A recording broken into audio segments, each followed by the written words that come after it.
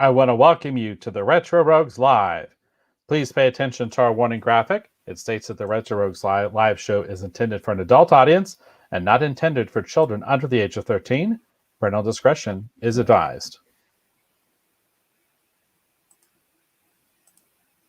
All right, so on tonight's show, we are going to be talking about the latest episode of WandaVision. We're going to be debuting a new segment called The Collector's Corner. We're going to continue to talk about Marvel trading cards. We're going to talk about some speculation comic books. We're going to be talking about pop culture news, the streaming wars, and so much more. We definitely hope that you'll join us here for the Retro Rogues Live. Now, in addition to that, we're also having our usual giveaway contest for this evening. We're going to be giving away two during the show live. Only during the show, we're going to be giving away 2 cards.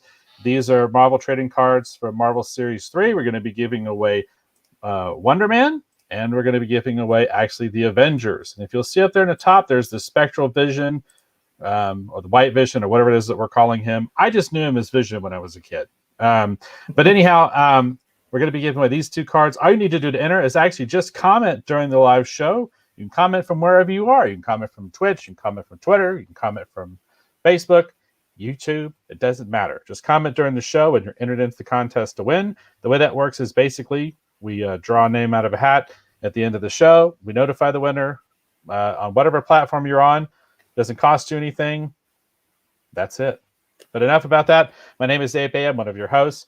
I am a former official artist for such things as Batman, Superman, and even, that's right, the X-Men. But enough about that. And welcome back to my co-host. This is Mr. Eric Alexander. Please tell the folks, hopefully watching or listening at home, some of the fun things that you have worked on as a creative professional. Yes, I am Eric Alexander, also known as Bass God 14. That is Bass God 14, not Bass God 14. That's Bass God, like a bass guitar. I'm the chief financial officer of a small production company in Arizona called Bad Bob Productions.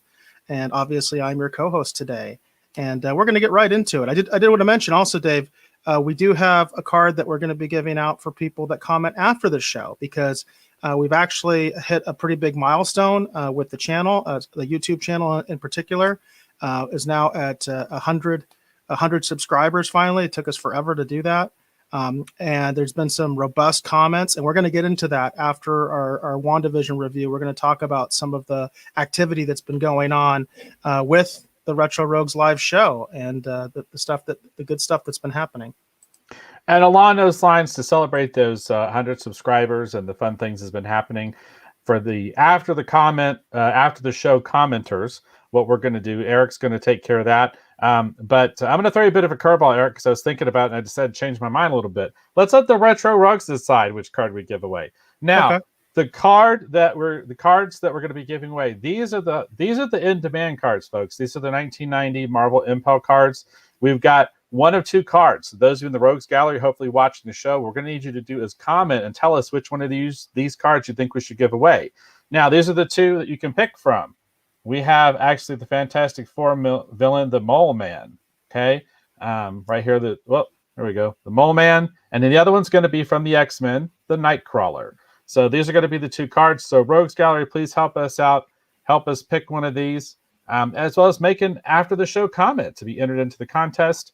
But again, doesn't cost you anything. You don't really have to do much of anything other than when Eric contacts you, basically just respond back and say, "Hey, I'm excited I won. Here's my address. Send me my free card, and we'll mail it to you." It's that simple. And it can be on any platform. I do want to mention that to everybody. It's not just for YouTube. It can be on Facebook. It can be on the Twitter. It can be on the Twitch. We just want to hear your comments. We love your comments, and that's why we try so hard to get you the Rogues Gallery, as we call you, engaged in our discussion. For sure. All right, so we're going to go into our main topic for this evening. We're talking about the latest episode of WandaVision. This is episode 8. Previously on. So we're going to handle this like we did last time. I'm going to hit the summary here real quick. We're going to talk about the high points, but we're only going to do that after we do the spoiler warning. So if you're watching right now, you haven't watched this episode, we're just going to do some general discussion and talk about initial impressions. So on this episode, well, look at that. What do you know that? I've changed some settings on my phone to try and have it help me with the show, and it's not helping me. It's hindering me. But it says... Wanda embarks on a troubling journey, revisiting her past for insight into her present and her future. All right, so general impressions. I really liked this episode. I had a lot of fun with it. I'm going to point out that I was so on the money with this episode. They literally recreated the scene that I showed everyone last week on the Retro Rogues live show, everybody. I literally showed everyone that scene from the comic book, and they did it live action. I thought that was hilarious. That's how the money I was. But I really, really just enjoyed this episode. I had a lot of fun with it. And I really enjoyed, again, answering questions about the MCU and characters that I didn't really think that I wanted answered. And I've been really enjoying getting the answers. The after credit scene almost had me clapping. I was so excited for that, but I'm also a little nervous about it. But I love this episode.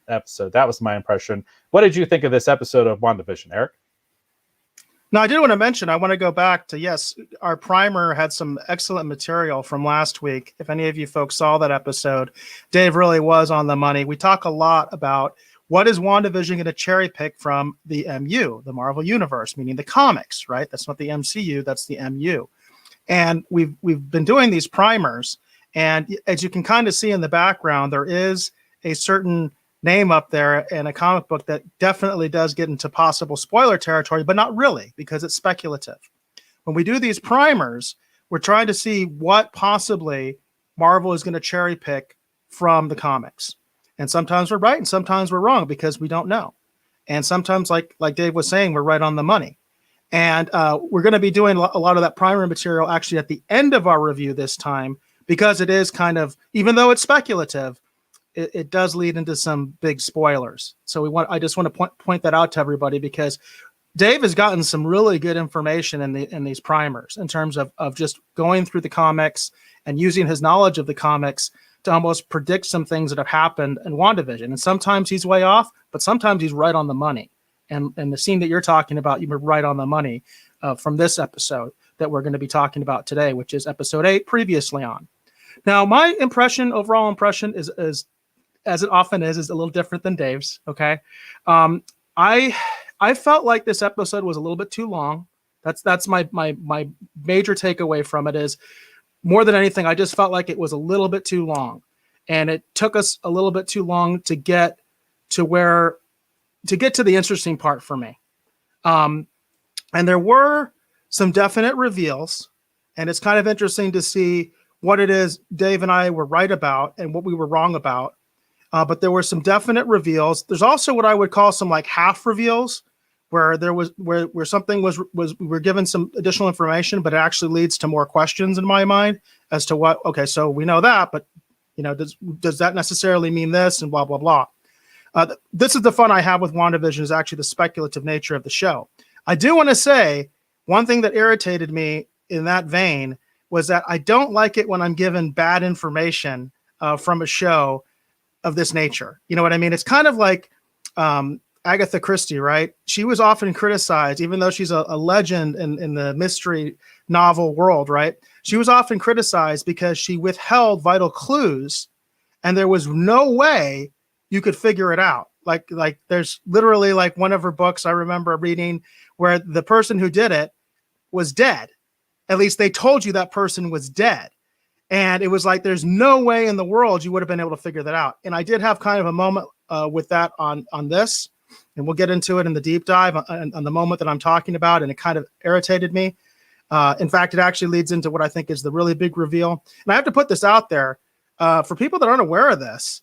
From this episode and episode 7, they have started introducing after credit scenes, which I think is a little strange, because I'm sure there are people that, they got used to the fact that there are no after credit scenes, and they just, they turn off the show once the credits start rolling, right? Or they move on to something else. And I do want to put that out there, that the last 2 episodes have had after credit scenes. They've been really big reveals, really interesting. And this one definitely does not disappoint. I think actually Dave and I are going to be in agreement that that's probably the highlight of this episode, is the after credit scene, regardless of how we feel about the episode overall. But ultimately, I just felt like it was just a little bit too long. It is one of the longer episodes, but I did check on IMDb before we went on the air. This has tied one of the other episodes as one of the highest rated episodes. So apparently I'm in a very small minority. Apparently people actually do love this episode. But I will also mention, this is a very different episode.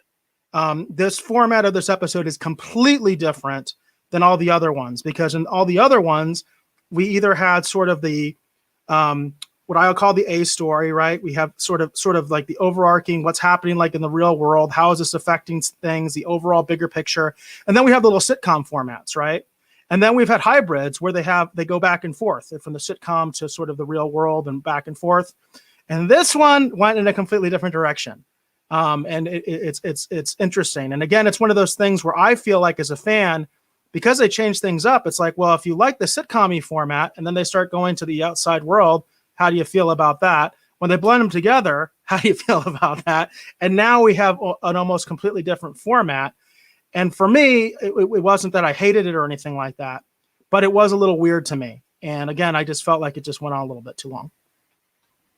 Interesting. Well, that's definitely an interesting point of view. Like I said, I'm going to disagree because like I said, I quite like this episode and I enjoyed all the reveals. I found myself at times having a bit of an emotional reaction to it, even more so than I was expecting.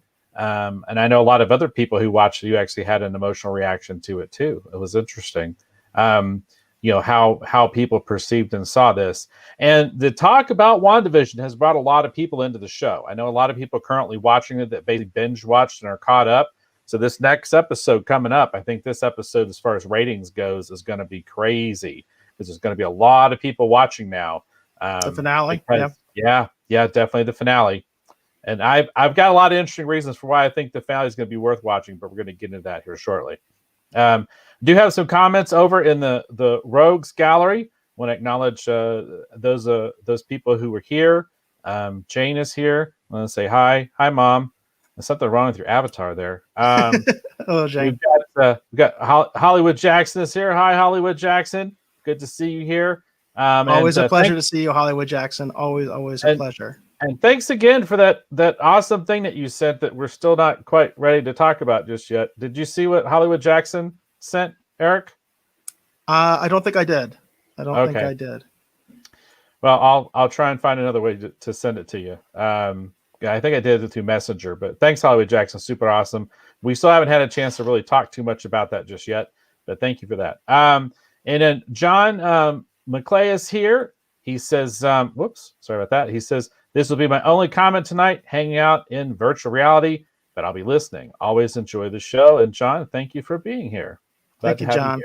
And again, remember everybody, just for commenting, you are entered into that contest for the trading cards. And again, tonight we're giving away Wonder Man. I wish I could get the camera to focus a little bit better. We're giving away actually this Avengers card from Marvel Series 3, which there's a White Vision, Spectral Vision, whatever you want to call them up there in the corner. And then we're also giving away the card for Wonder Man. And we'll get more into why I keep talking about Wonder Man a little bit later. And along those lines, too, again, for the after commenters, again, those of you in the Rogues Gallery, please tell us, what do you think we should do? You get to pick. So to celebrate our 100 subscribers on YouTube, we're very excited about that. To celebrate that, we want to actually give away some cards for after the show or after the live commenters. And what we're going to give away is we're going to give away one of these cards, not both of them, just one of them. So we want you in the Rogues Gallery to help us pick. Should we give away the Fantastic Four villain, the Mole Man, or should we give away? Well, I always keep doing that. Man, I'd be a horrible magician. Not musician, magician. Or we may give away the Fuzzy Elf himself from the Uncanny X-Men, one of my favorite X-Men, the Nightcrawler. All right, so again, those of you in the Rogues Gallery, please chime in. Tell us which one of these two cards should we give to the celebration of our 100 subscribers on YouTube. Should it be the Mole Man or should it be Nightcrawler? And by the way, I don't have a vote, but I would, if I could, it would be Nightcrawler. I think I would go with Nightcrawler for sure. That's just the irony is, I think the Mole Man's a little bit better centered. We were talking about card value. It's actually a better quality card. And by the way, we're really going to get into that. Oh yeah, we're going to get. We're really going to get into that today. So for those of you that have been enjoying some of our coverage of the Marvel Impel trading cards, we're definitely going to get into that in a very special way today. But let's go. Do you think we're good with just general impressions and good to get into the deep dive of spoilers? Yeah, I think so. I loved it. And then Eric, I know that you felt that it was maybe a little bit too long. All right, so let's Yeah, let's get into it. All right, so we're gonna hit just the high points. I think the most interesting. Well, there's several things about this episode I really liked, but I think the thing I was most surprised by was kind of the exploration of Wanda's background. Okay, because I, you know, in the MCU they kind of talk about it, and the first time we see her, she's in an end credits scene. Her and Pietro, right? Right. And um, it was one of those things. It's like when they talked about their background, about the bomb and all this other stuff, and I was like, okay, whatever, sure, fine, But I never really gave it much more thought than that. I also never gave it much more thought that maybe there might be a little bit more to it. So I did like that reveal that where Agatha Harkness, who has Wanda kind of under her spell and is making her relive her kind of past because she's looking for pieces that can help explain how did she create Westview? How does she have all these people under her control? Because she talks about Agatha's annoyed almost at the fact that she has spent a lifetime studying magic, and she can do everything that Wanda can do, but in a much more limited capacity. Right. She shows that she can do mind control. She shows that she can, kind of bring something back from the dead or reanimate it. She shows that she can change it into something else. Like she's like, I know how to do all these things. But it's the scale. It's the scale that she's really impressed with, and that's really why she's doing what she's doing. Is because she wants to understand how is Wanda able to do all this. And it's kind of neat because I do like that when a character only becomes sort of like the audience, because the audience has been asking that question as well. It's like, why is Wanda doing this? How is she doing this? All that kind of stuff. And ultimately, that's what Agatha is asking as well. Yeah, and it's interesting to me too, the fact that it's also revealed too that Agatha knows an awful lot more and has obviously it makes more sense, a greater control and knowledge of magic than obviously Wanda does as well, because she has protection spells up that actually limits Wanda's ability to basically use her powers against Agatha. Right. And I thought that was really interesting too, is that it's like, even though Agatha maybe doesn't have the same power level, right, that Wanda has, she's still able to, pull off certain things that obviously, Wanda clearly cannot do because she doesn't know enough about, she basically, I don't think she knows anything about magic. And that was really interesting. I thought that was really cool. And I enjoy, of course, we got the flashback, obviously, to Salem. That was a lot of fun. Again, I was totally on the money. I called that 100%.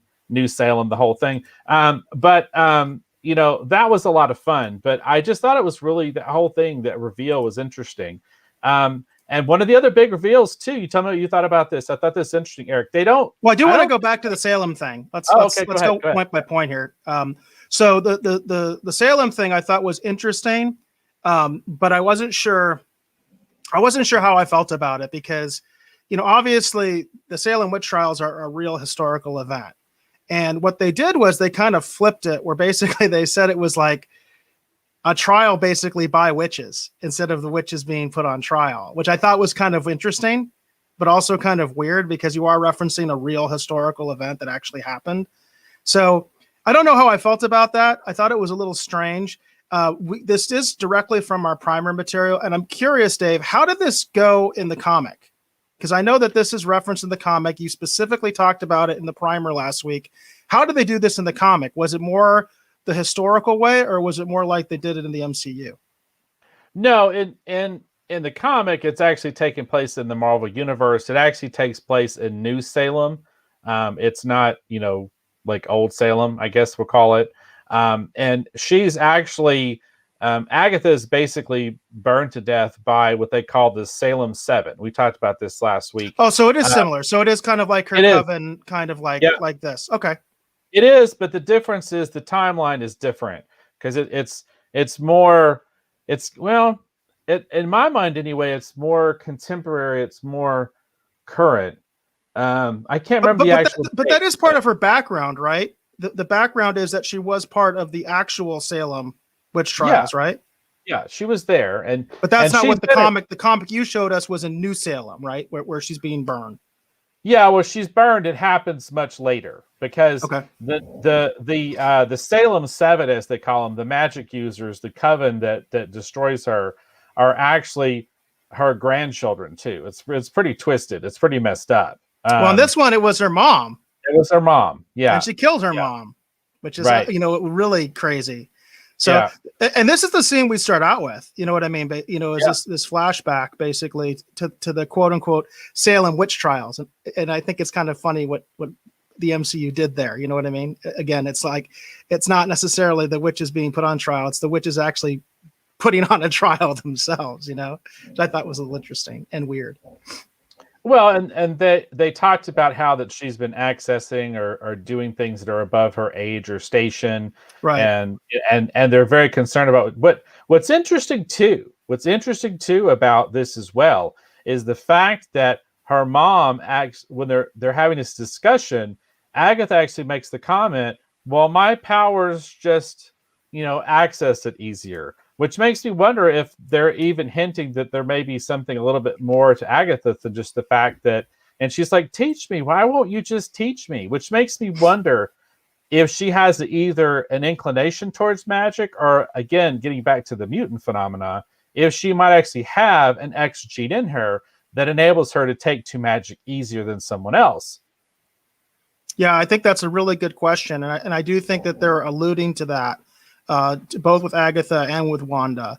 That sort of, and you had mentioned that before, that sort of idea that maybe the sort of X gene, which has been absent from the MCU due to the divide between Fox and Disney, but now that divide is over, and basically Disney / Marvel are having to kind of go backwards to fix this. And in a lot of ways, I feel like that's what this episode was about. It was like taking events that we already knew about. For the most part, we already knew about everything that basically Wanda, when she does her little flashbacks, we knew about these things. You know what I mean? We knew that her brother or her parents died in this attack, right? That had already been established. You know what I mean? We knew that she was experimented by Hydra. We knew that Vision was a comfort to her, and they became involved with each other as a result of the death of her brother, right? We knew all those things. But what happens in this episode is they give us a little bit of a twist, and I think the twist is really meant to sync up basically X-Men with the MCU. I think they're trying to give us a path there. And you had mentioned that really early in this process when we were started reviewing this. You had mentioned the fact that you felt like maybe that's kind of where they were going to go, was that this sort of one of the reasons that Wanda and Quicksilver were susceptible to the Infinity Stone that they were exposed to was because they were already predisposed, right? Yeah. That they were already, and you also said that with Monica Rambeau. You had even speculated that she had powers before she went in, but I think now what we're seeing more is that maybe she didn't really have powers, but she had that sort of X gene. You know what I mean? And because she had gone into this world, it affected her, and now she does have powers. You know what I mean?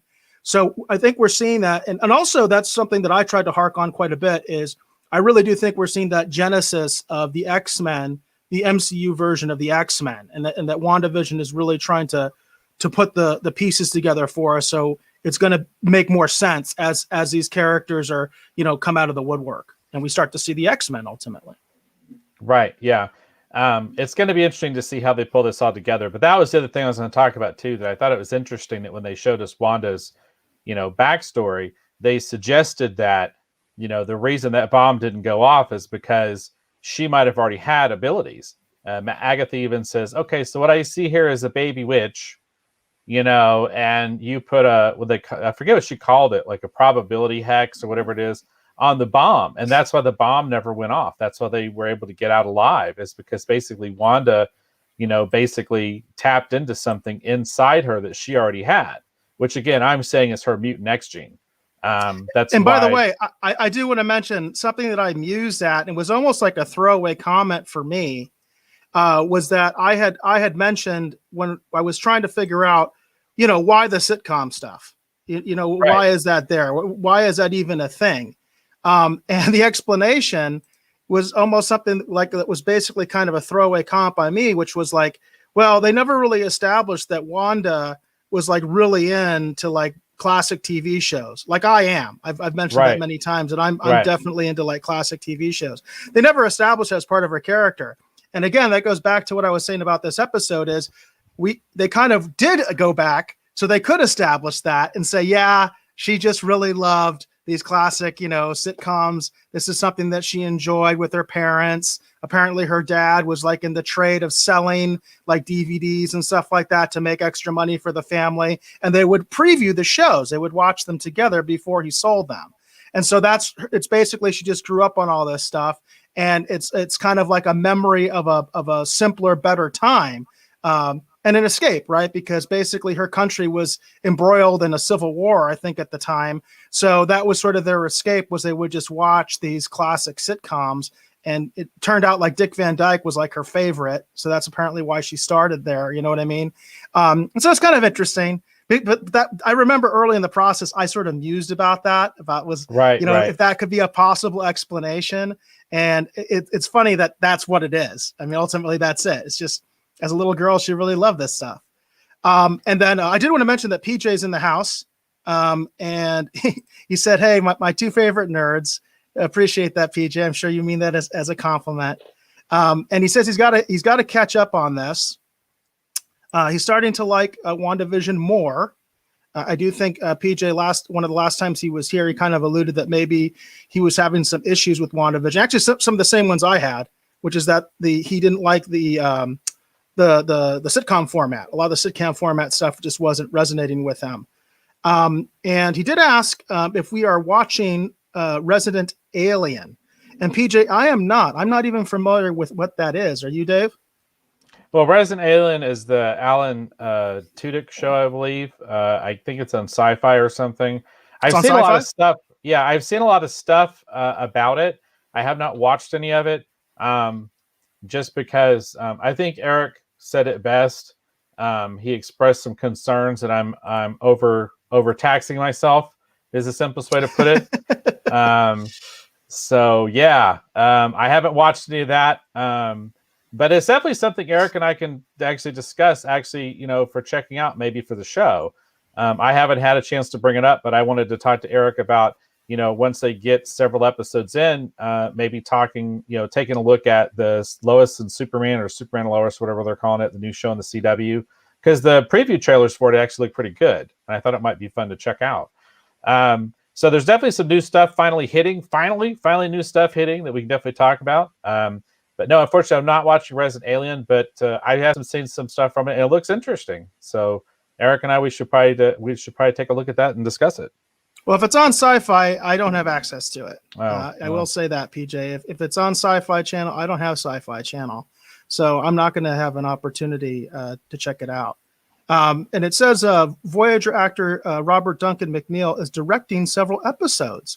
And I was familiar that he is a director, so that's interesting. I think that's actually primarily what he does now. I think he has a podcast too, and he's been pushing right for the Captain Proton series, right? I think. Have you heard about that, Dave? I think he's been pushing for a Captain Proton series.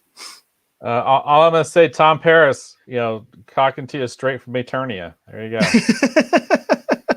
Yeah, but he and Garrett, actually, my understanding, they have a podcast together, and they've been kind of pushing quite a bit for a revival of that basically sub show from Voyager, Captain Proton. It could be interesting. It definitely something they could do if they want to revisit it.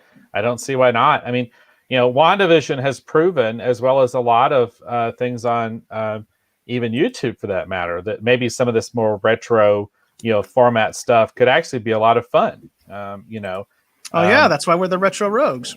Yeah, absolutely. So that sounds good to me. I'm down for that. So for sure.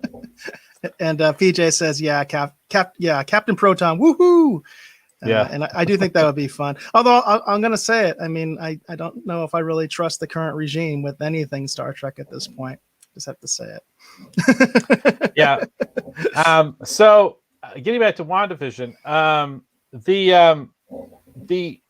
I thought that was a lot of the reveals about Wanda's backstory was really interesting. And a lot of it was very touching. And it was interesting. I had talked before about how Wanda has nobody and how I really felt for her. And man, this episode really drove that home, that she basically has nobody. And when you see her making connections and then losing, making a connection and losing, you know what I mean? Like over and over and over, it's heartbreaking. And then I felt like that Vision had this really amazing line where he's talking to Wanda, and we can see why they clicked, right? Like we get to see that. We see why they were good together.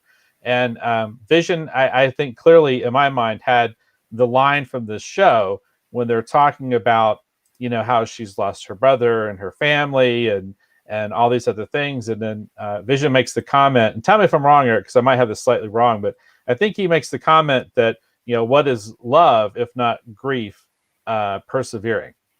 Which what is grief if not love persevering? Yeah, that's what is he's grief? saying. That's what Yeah. Grief is. Grief is love persevering. That was Did a I just beautiful Yoda line. that? I have to say that was a beautiful line. That was very well written. It was very romantic. I even like the little touch they did with Agatha, where you actually see her tear up a little bit. Yeah, that's good. That's I good. thought that was good. The way she kind of plays that off, she just kind of just brushes her eye. You know what I mean? I did have fun with that. I thought that was a touching scene. I did enjoy that.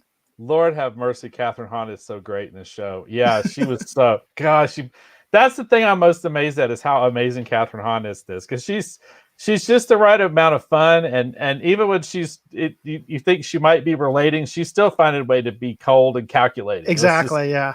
Oh my gosh, she's so great in this show. I'm having so much fun watching her. Now backing up a little bit, I wanted to know what your interpretation was of Wanda's interaction with one of the Infinity Stones, which I always forget which stone it was. I thought it was the Tesseract, but I don't remember which stone it was that Hydra was working with. I thought it was the Mind Stone that. Okay, let's say it's the Mind. I don't know. Yeah, I'll just say one of the Infinity Stones. Okay, so. Okay, yeah. The way that I interpreted it was something happened that couldn't be seen, right, by the observers, the scientists who were experimenting on her. We saw something. Right. We saw something very clearly happen where the stone seemed to take like a mind of its own. It actually moved, and then it beamed her. You know what I mean? Like it infused her with some sort of energy.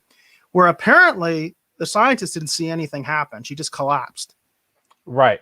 And I thought that was interesting because the way it was before, I thought it was very clear that, they had used the Infinity Stone to manipulate her, and that's why she has her powers. That's why Quicksilver has her powers.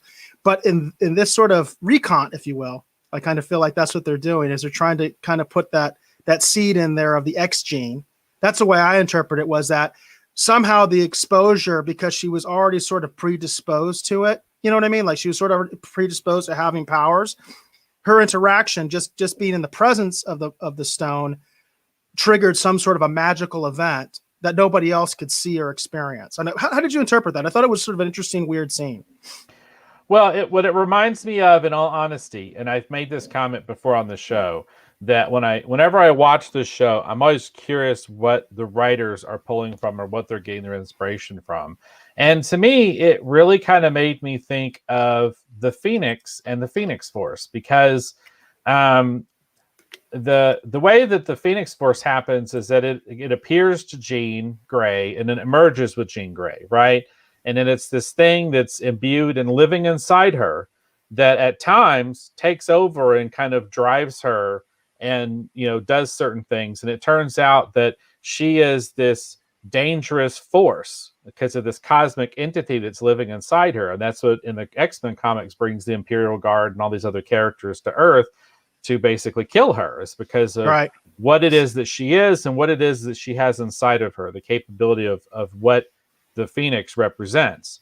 And I felt like that while I'm not sure in the comics too, and more current comics anyway, they reveal that Wanda's actual birth mother was an actual real witch, and she was technically the first Scarlet Witch or whatever. So when you see that scene and you see that entity come out, it could be, her, future self, you know what I mean? Kind of, imbuing her with her powers. It could be Scarlet Witch from another reality and inhabiting her body. It could be, again, this idea of her mother imparting knowledge to her. you know what I mean? It's like it could be so many different things, and I don't think it's going to be explained fully. They've got so much they've got to do. I don't think they're going to give us the full explanation for what that vision, the form that she the saw. vision of the Scarlet Witch, which is basically what, it's really interesting for me, for you to bring up the whole Phoenix saga. And the fact of the matter is Fox never really got it right. It was basically a disaster. Both times they tried to do it. X-Men 3 was a disaster. And the most recent one was an even bigger disaster. In fact, it killed the X-Men franchise essentially. Because it was so poorly received. You know what I mean? The Phoenix Rising or whatever it was called. I can't remember. But they tried to do it again. You know what I mean? They tried to do some other version. And I can't help but wonder, because they do cherry pick so much, and because I do think Wanda is the key to the MCU version of the X-Men, I wonder if they're going to basically say, you know what? Jean Grey's been kind of overdone. So we're not even going to go there. And we're just going to give that all to Wanda. Yeah, I'm just musing if that's a possibility, because I like that interpretation. I think that's an interesting interpretation, because later on, even Agatha says that she's basically dangerous. You know what I mean? That she's doing chaos magic. You know what I mean? So the idea that she has been infused with not only some force, but also some sort of a soul, if you will, right? Some sort of almost entity, like a possession, much like the idea of Jean and the X-Men, where she kind of has the dual personality thing, right? She becomes the Phoenix and all that kind of stuff, and she's not really Jean Grey anymore, at least not our Jean Grey, right? I'm wondering if that's what they're going to do with Wanda. You know what I mean? If that's kind of the plan, is to basically do that with her.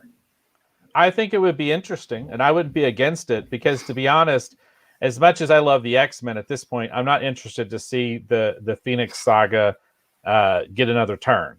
Even though it's one of the greatest stories and arcs and comics, you know what I mean? But it's never been done right, at least not live action. The 90s cartoon, I think, did it very well. Yeah, you know what I mean? The 90s cartoon, they played it pretty straight, though. That's why it works. Right. But that's what I'm saying. I mean, as far as I'm concerned, they can take that story idea and give that to Wanda at this point, as far as I'm concerned, because I'm not interested to see that story play out yet again with the X-Men. I want us, by the time they bring the X-Men into the MCU, let's focus on other things. Let's do the Genosha stuff. Let's do the Brood. Let's do all these other fun things that the X-Men have been through. Let's do the Mutant Massacre. Let's do Inferno. There's so many great X-Men stories. And those are just the ones I'm most familiar with, because those are the ones that were happening when I was reading. I mean, Mutant Massacre is still one of my favorite comic book series of stories ever to this day.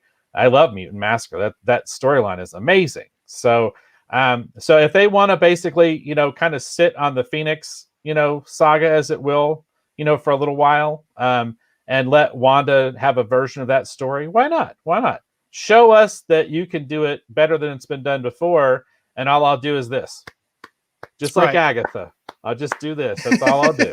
So I did think it was interesting because I thought that what they had cherry picked actually was the Parallax story from Green Lantern.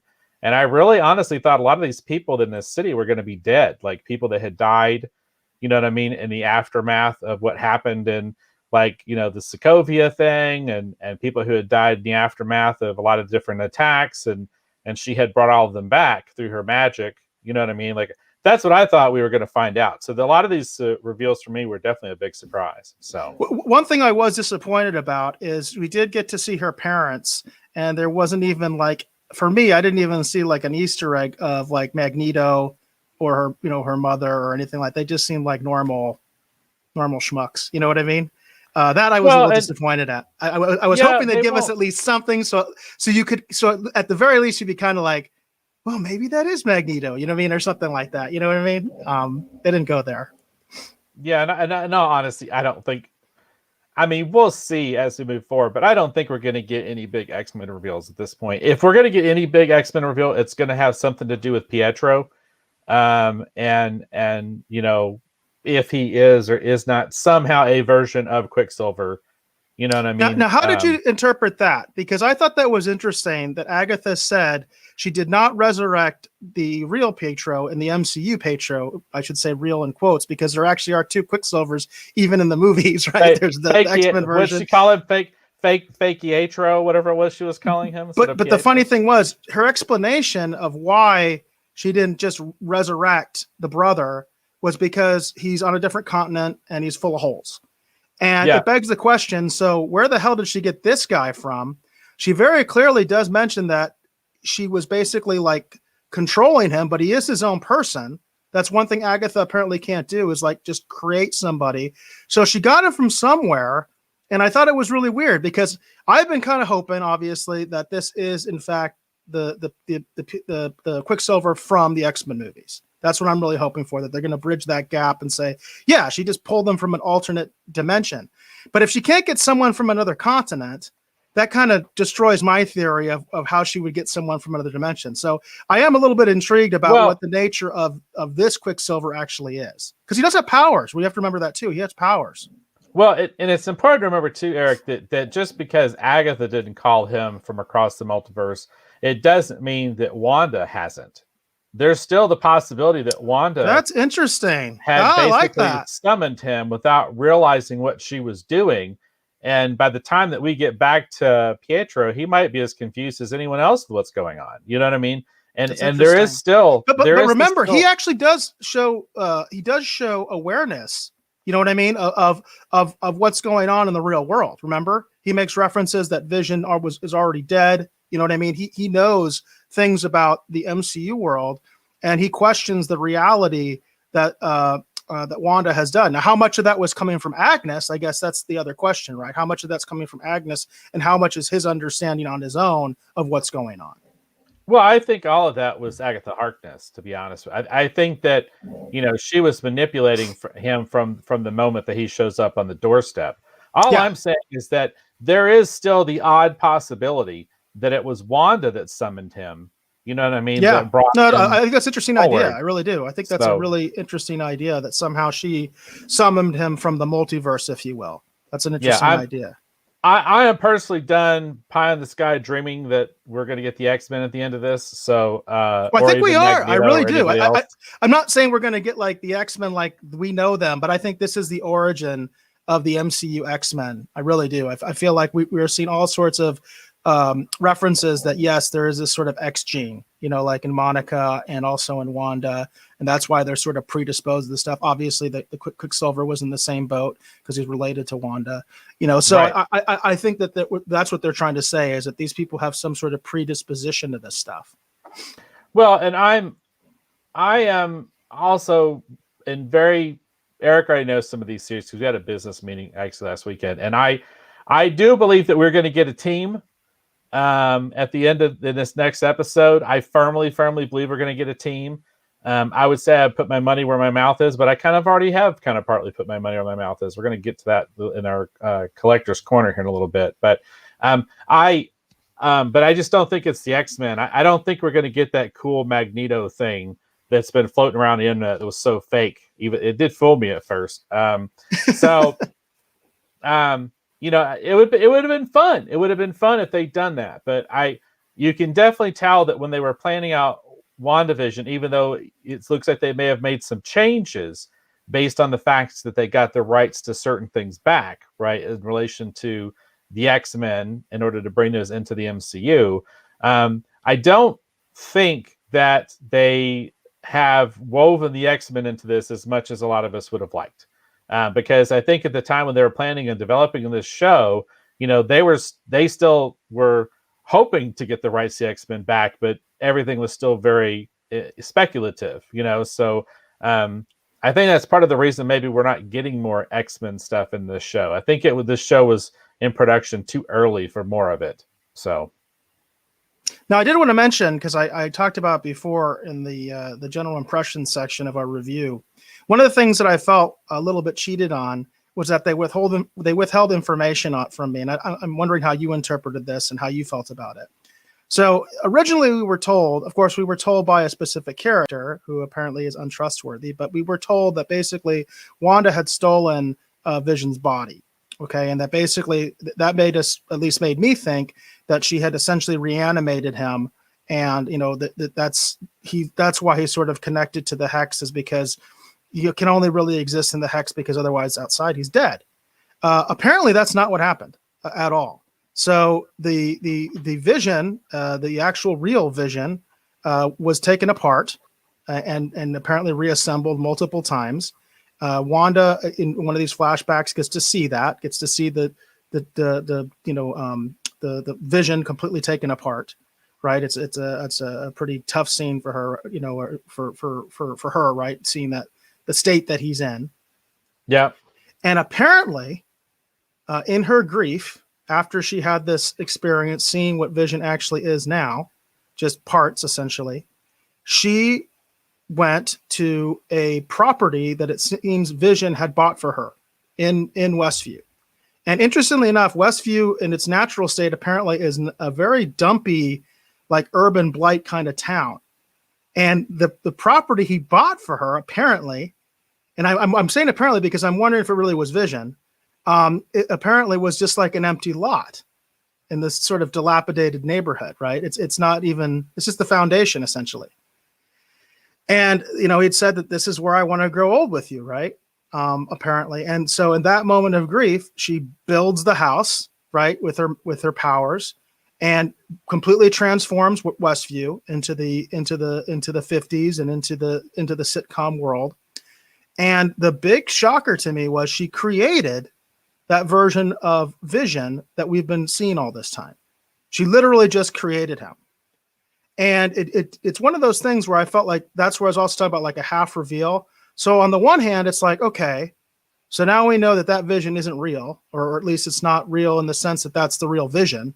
It's one that Wanda created using her powers. And at the same time, it's like, so if that's the case, why does Vision keep questioning things? Why is Vision constantly going off the script when Wanda created him? I thought that was kind of interesting and weird. What were your thoughts on that? Well, my thoughts on that get into the collector's corner speculation part of this. But I think the reason that it has some of Vision's memories, if not all of them, is because it is kind of a manifestation. Because you have to remember that Vision was created by, at least partly by, the Mind Stone, right? I think it was the Mind Stone. Basically, these two characters are linked because it's the same Infinity Stone. I can't remember if it's the Mind Stone or Soul Stone. Anyhow, I can't. That's really bad. I can't keep them all straight. I think it's the Mind Stone for Vision. I thought so too. But he is created partially and given life by the Mind Stone. Her powers come from the Mind Stone. They are therefore linked. Okay. She shared a lot of time and experiences and such with him, so much so that he may be a manifestation of who she knew Vision was. So it explains why he knows so much but doesn't know everything. You know what I mean? And I feel like that we're seeing a character come into the MCU backwards. Okay. And this would be speculation, but I believe that in the Hex version of Vision is going to actually turn out to be Wonder Man. And that what they've done is they've taken elements of Wonder Man and Vision's origin, and they have flipped them. So instead of Wonder Man coming first and Vision coming later and sharing memories and knowledge and whatever and calling Wonder Man his brother, I think that we're going to get the opposite. I think that Wonder Man is going to come from Vision, share memories, knowledge, connection, maybe not call him brother, because I do think they're going to fight it out. But I do believe that this version of Vision that exists in the Hex is going to eventually become the MCU's version of Wonder Man. That's why one of my speculation books in the Collector's Corner is going to be Marvel Premiere 55, which is the first solo story actually for Wonder Man. And a lot of this kind of fits because Wonder Man starts off as a person that they expose to this energy, and it gives him powers, and then he dies. And over the course of after his debut in Avengers #9, he's kind of brought back by different people, different villains for different points for different tasks. And then much later, it's revealed that Wonder Man is basically not even a corporeal form in the sense that we think of, but he's basically reduced to energy. He is a totally energy construct being who is able to make himself solid. in the same way that Vision can phase through objects and these kinds of things. And that, so essentially what Wonder Man is essentially a living form of energy. So And that when makes you sense look because at, that's what this version of Vision is. Yeah. Right. yeah, That makes a lot of sense. And I think it's going to be, I think that's what I think is going to happen. I mean, I could be totally wrong. This is one of my biggest leaps, is that this Vision is going to turn out to actually be Wonder Man. But I totally think that that's what they're doing. They're giving us, Kevin Feige talked about how they're going to be giving us a bunch of new characters and taking the MCU in a different direction, into the next phase. And Wonder Man is a fan favorite character for the die-in-the-wool comic book fans. I could totally see Paul Bettany enjoying getting to be a MCU character and not having to have all that makeup on all the time. And it would be kind of a fun thing because I would have a lot of fun with it. That if it turns out he actually is Wonder Man, because for most of Wonder Man's existence, the majority of his costume was just some tights and a jacket. And I'm a big Avengers jacket fan. I love that they call it the jacket era amongst fans. They talk about like the Avengers comics in the 90s. I'm a big, Avengers jacket fan. So, we'll see. We'll see what they actually wind up doing with this. But that's what I think Vision is. Vision is Wanda's understanding of who Vision is, imbued with energy from the Mind Stone, because the Mind Stone's what brought him into existence to begin with. So I think that's what he actually is. That's interesting. And then meanwhile, the other side of this is, because I think we just want to get through this real quick. All right. We're getting into the primer right now. Obviously, what Vision actually is he is the black and white version of Vision. We finally got that reveal. And what I thought was really crazy about that is the reveal is an after credit scene for a show that normally doesn't have after credit scenes. And I could see people watch the episode and actually don't know this. You know what I mean? Which Right. I think is really funny and weird that Marvel did it this way. But one of the references also to this is that it's not just Vision, it's the team. They keep referencing to the team that they're going to have infiltrate the Hex, apparently, and intervene in what Wanda has done. And so I thought this was really interesting, because this is another part where you were dead on with the primer material, where basically we have got that reveal that yes, we are going to be seeing the quote unquote, the way you put it, the data-like version of Vision, the black and white version that apparently, at least initially, is going to be sort of like an agent of S.W.O.R.D. Basically their sentient weapon, the ultimate sentient weapon, and somehow basically under their control. So I thought that was really interesting. And I thought that was really cool because you had talked about that quite a bit in our primer material, where we were trying to kind of mine through comics and things like that and figure out where they're going. Yeah, we're getting that black and white version of Vision.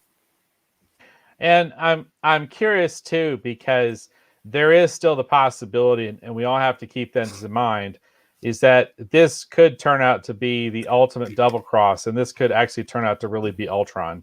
So let's not just automatically assume that this Vision is going to be good. And let's also not assume that somewhere down the road, if it doesn't happen in WandaVision, in the middle of a key moment, if this particular version of Vision, whether you want to call him Spectral Vision or whatever, if he does at some point flip on everyone, no one should be surprised. Because, I mean, I would not even be surprised, to be honest, because we haven't heard him talk. I wouldn't even be surprised if when he opens his mouth, it's James Spader's voice. Interesting. That's interesting. Well, we're going to find that out pretty soon. Yeah. I'm sure one way or the other. Now, I assume the team, that is a big part of your primary material, is this idea of this team and who you think that team actually is. Yeah, that's a big part of it. So let's get into it. All right, okay. Because we have these two comic books, right, that you put on the graphic for a very specific reason. I know also it's part of the collector's corner, but in terms of what you think the repercussions are for the MCU and Scarlet Witch, let's get into it. This issue of Wonder Man and this issue of Captain America that you have in our graphic here. Okay, so what I think, this is my speculation portion. I think that Hayward keeps referring to the team.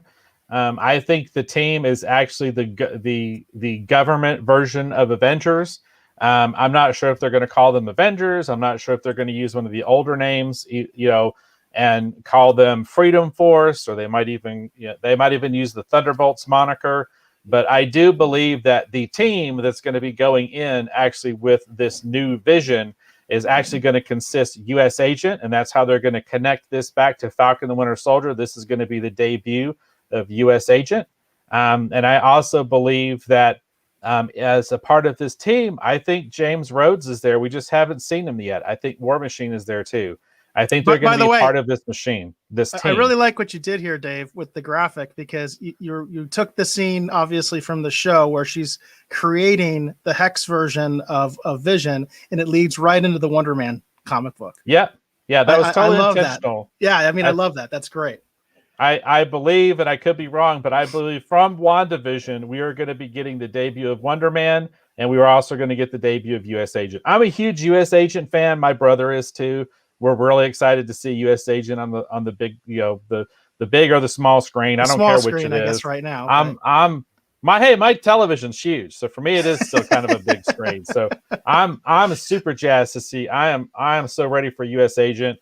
I'm just wondering how sort of like, are they going to just straight up portray him as a villain, or is he going to be kind of like he was in the comics, which is just sort of more of a, loose cannon, a kind of a character, kind of more Wolverine-ish, because he's more military. You know what I mean? Cap was military, but this guy is kind of more. He's a current modern U.S. soldier. It's just it's a different take on Captain America, is what it is. So, so we're gonna see. But I honestly believe that Hayward's team, this Swords Avengers, if you will, I do think it's going to consist of, besides Vision, which we've seen, this new Vision. I also do believe that U.S. Agent's going to be there leading the team. And I have a really good feeling that War Machine's going to be there. I think he's going to be part of this group. I could be totally wrong, everybody. I could be totally wrong.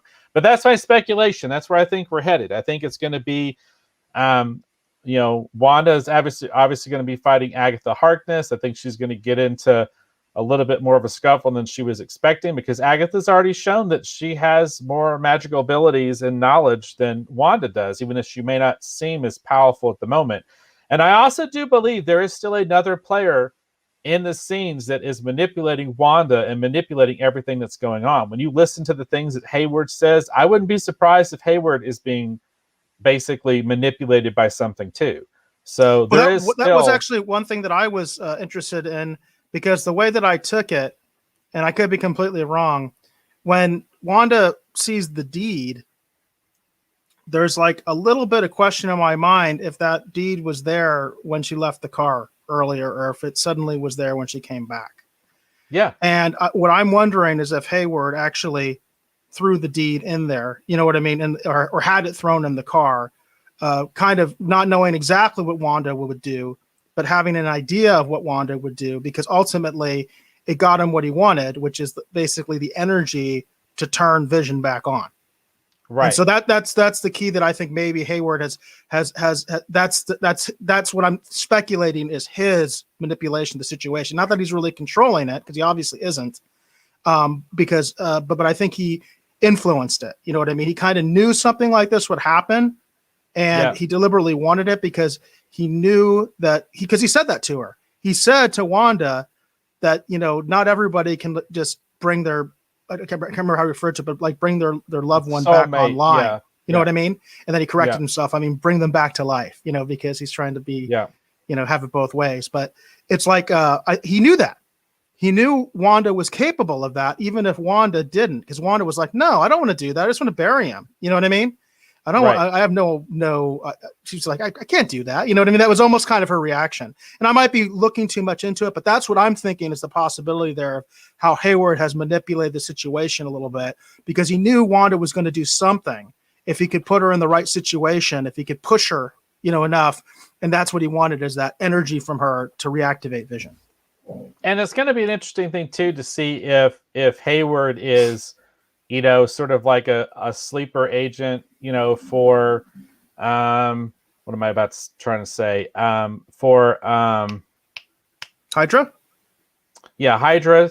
If he might be working for AIM, which is another villainous organization in the MCU. Like, there's so many, sort of like groups. I mean, he could be doing this out of the goodness of his heart, just thinking that, we need another team of Avengers, because the Avengers, like I said, when this show starts, the Avengers doesn't really exist anymore.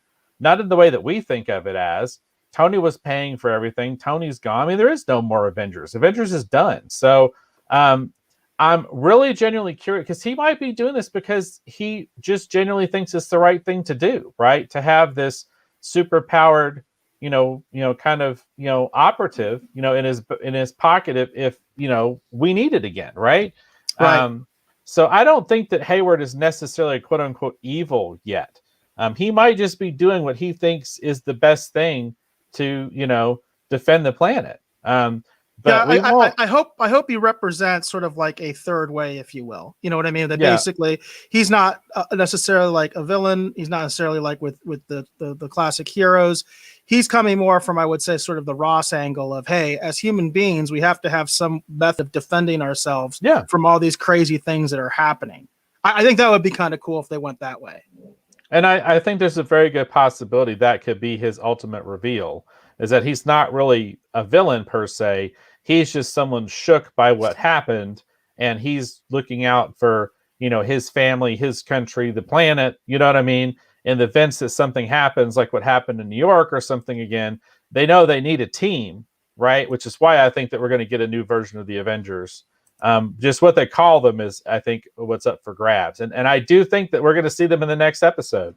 I really, really believe that. So, but I could be wrong.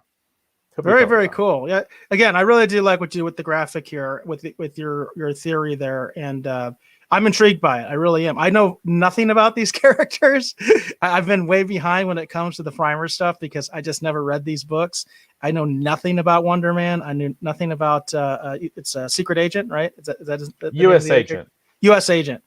Don't know nothing about him. It's so I actually it's like a comic book education for me when you do these things and you talk about this stuff, because I'm really hoping the Wonder Man thing actually is how it turns out, because the way you've explained it, I think that'd be really cool. We'll see. About the one thing I would caution you about U.S. Agent is we haven't been introduced to anything or anyone that seems would be that character. That's the one caution I would give you with that as well. Is that it seems to me to just all of a sudden introduce that character would be kind of weird. Like, I'm kind of thinking War Machine makes a lot more sense because War Machine's an established character. So if he's on the team, that makes sense. If Falcon and Winter Soldier are on the team, that makes brilliant marketing sense because that's the next show. You know what I mean? If they're part of the team, then that actually makes complete sense to me as well.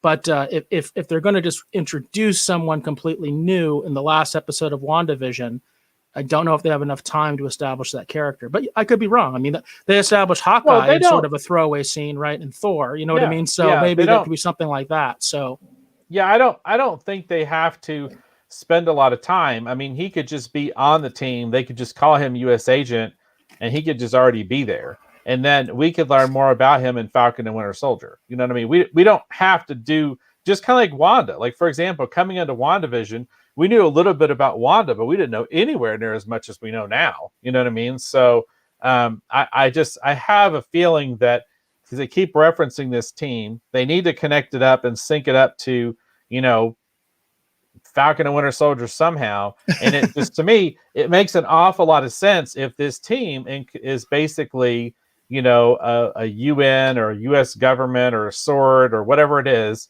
version of the Avengers. And I wouldn't be surprised that, Cap's replacement, U.S. Agent, is already there. And then, it makes sense because, U.S. Agent was a member of the West Coast Avengers. So, it makes total sense to me. I mean, I could be totally wrong, but I just have this feeling that's what they're going to do based on what I've seen and what I feel like that they're showing us. If they hadn't showed us that Wanda had created Vision out of her magic, and if he didn't look like a being comprised of energy, you know what I mean? I wouldn't have immediately thought Wonder Man, you know what I mean? Right. But that's what Wonder Man is at the end of the day, at least the more recent version. No, that makes a lot of sense. And then in a true sense, it's like the real Vision and the Hex Vision are brothers in a sense, right? So that does make a sense. I think that makes a lot of sense. I really do. I think that makes a lot of sense. And that's a classic Vision storyline. His kinship or brotherhood, with character like between Wonder Man and Grim Reaper. Like that's that there's so many stories about this idea about who is my real brother? Are you my brother? You know what I mean? Like, so to me, it makes an awful lot of sense to do it in this way. I wouldn't have thought to go where they're going, but I honestly think that's where we're headed. So cool. Yeah, I think you're definitely got something there. So it'll be interesting. We're going to find out very soon. Last episode comes out on Friday at midnight. I think I'm going to actually try to do the midnight showing if I can. Sometimes I don't get there, but I definitely want to see where they're going with this and how the whole series concludes. Yeah, awesome. Is that good for this episode of WandaVision, do we think? Yeah, I think so. I think we covered all the bases, and I think everybody that's watching the show and interested in it, they're definitely going to be excited to see whether any of these theories pan out or not. So, all right, very cool. So we're changing things up a little bit. So we're going to kind of do our house business now. Talk about different things that are going on here at Retro Rogues Live just real quick. So one of the things we want to talk about here in relation to the changes that are happening here at Retro Rogues Live is this is the part of the show where we're gonna just to back up, Micah said Friday midnight. Ugh. Yeah. I'll be honest with you, I don't know if I'm doing that. I don't know if I can. Because I've got a bunch of different things I'm doing, so I don't know if I'm going to actually. I feel like I really don't want to get spoiled on this one. That's why I want to watch it. I get spoiled on these episodes almost every single damn time if I don't watch it like right away. You know, so it's like I don't think I want to get spoiled on the finale. Right. Yeah. It makes sense. I totally get that. For sure. All right. So since we're now here in the house business portion, I do have something here I want to promote in relation to Kirby Tees real quick. We're not going to spend too much time on this, but I talked about it last episode. If you don't mind, Eric, I'm going to add this here to the stream. All right, so over here at KirbyTees.com, I mentioned last episode we're going to be debuting some new designs. I'm very excited about this. If you see here, if you go to the Kirby Tees website, right here at the top, these are the 3 new designs. I showed the printed versions off actually last week, the actual physical shirts, but this is one of them. This is the Brains or Magic shirt here. This artwork is by Sarah Aerosmith with Aerosmith Studios. And very, very excited for this design, but you can get this over at KirbyTees.com. And what's interesting too about this is if you purchase this shirt, in addition to obviously helping out Kirby Tees, you're actually helping out Sarah Aerosmith, our artist who actually created and designed this. This is her artwork. She owns all the rights to this. All we're doing is helping her sell her design into a different form. But we're very excited about that. And then the other new design here on Kirby Tees, this is one I'm very, very excited for. Those of you who are fans of this show going back to the day, you know who the Janimal is. Janimal's a really good friend of mine. This is a collaboration between the Janimal and I. This is the Skelethor. So this is a fun parody shirt. Obviously, what if Skelethor from He-Man managed to get control of Thor's hammer and transform himself into Skelethor. All right, so very fun, kind of 80s crazy, kind of looking That's very shirt cool. here. Very cool. But this is another fun new t-shirt design over at Kirby Tees. So go over to KirbyTees.com, check these out. Consider purchasing one of these and support independent artists. The Janimal and Sarah both get a lion's share of the profits from these shirts, everybody. They're not getting those pittance shares that those other places give you. That's part of the reason I started Kirby Tees. They're gonna see a decent share of the profits from this. So definitely get a chance, go over there, check it out, support Kirby Tees, and please support our artists and check out these new designs. And I have to compliment your model, by the way. I think your model did a great job with these pictures too. I think that really adds something to the site. So I do want to give a shout out to her. That I think she looks great in these photos, and it really helps your site pop. Yeah, Yeah, Erica's really great. Is Matt Henshaw took those photographs. Matt is a great photographer. I highly recommend Matt to everyone. Matt is actually the host of Real Film Nerds, which is actually a really cool audio podcast, actually talking about movies. Definitely check out Real Film Nerds, and definitely check out Henshaw Photography. But yeah, I've got a lot of really awesome friends. They've all helped out with Kirby Tees. That's why Kirby Tees looks as good as it does, is because I have a lot of really awesome friends. But definitely go to kirbytees.com. Check those out. Check out the Brains Are Magic. Check out the Skelethor. I'm not going to spend too much time on the original Dragon Slayer shirt, but that one's all me. I did all the artwork for that one, but we'll worry about that some other time. So, and Micah says, cool. Yay, Matt, and OG Erica. Yeah. And Hollywood Jackson says it's looking good. Thanks. Very cool. Thank you, everyone. All right, cool. All right, so that's my house business. Eric, do you have anything you want to cover here in the house business portion? Just briefly, I do want to go ahead and mention again the Staycation Indiegogo campaign, which is no longer quote unquote live, but it's now on the on-demand phase. So you can still support Staycation, which is a film that I did over in Burbank, California with Russ Emanuel. That film is still being finished. We actually have a bunch more scenes that we got to film probably in May or June, because one of our perks was actually a role in the film. And there were numerous people that picked up that perk. So now we got to film their scenes. So that we can still use your support. And also, this is a great way if you want a copy of the film when it comes out, you can get a copy of it, and also of Routine. In fact, I did that reward tier myself, and I have a copy now of the film Routine, which is the film that Dave worked on with Russ. So now I have a link to the Vimeo digital version of that. So it's a great way for you to support what we're doing there at Bad Bob Productions, and also, like I said, something that Dave did also with Russ Emanuel.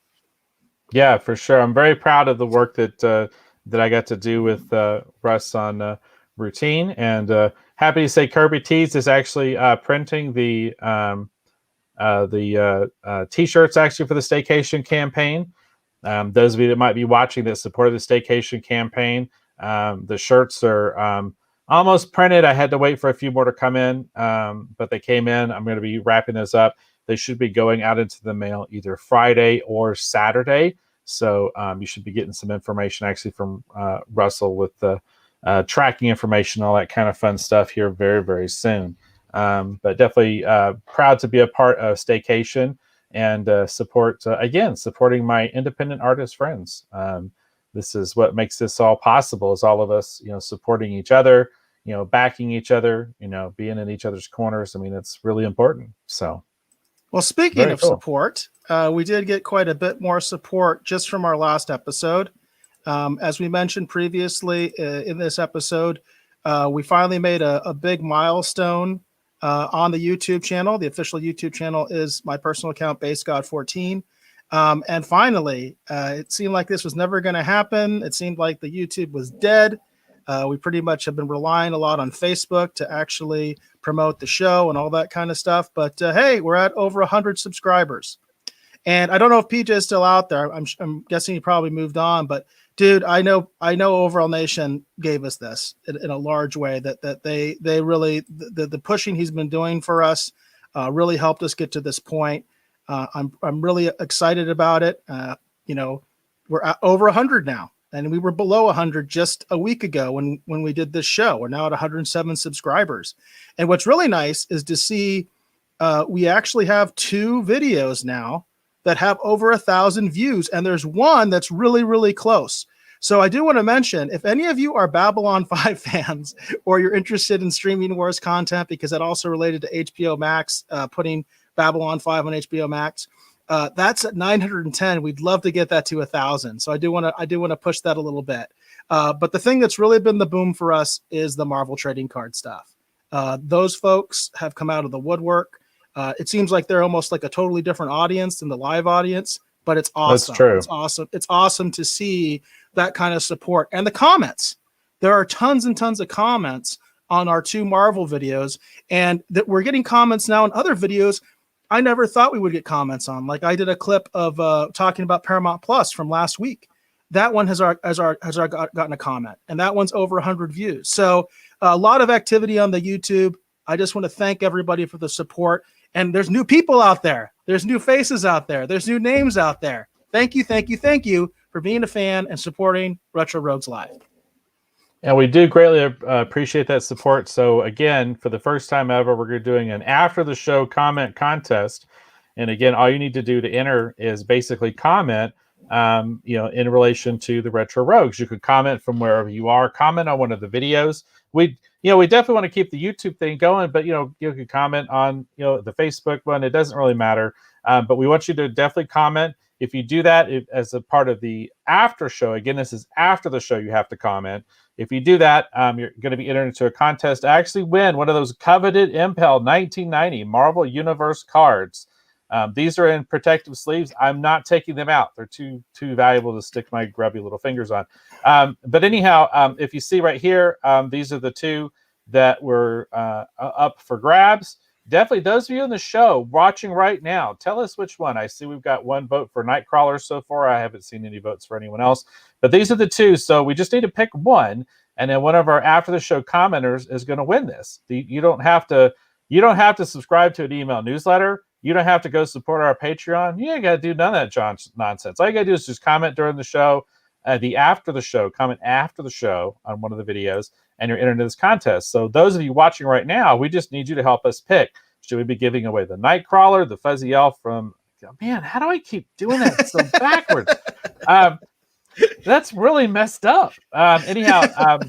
So again, should we give away Nightcrawler, the Fuzzy Elf from Uncanny X-Men, one of my favorite X-Men, or should we give away one of the most one of the classic villains of the Marvel Universe, the Mole Man?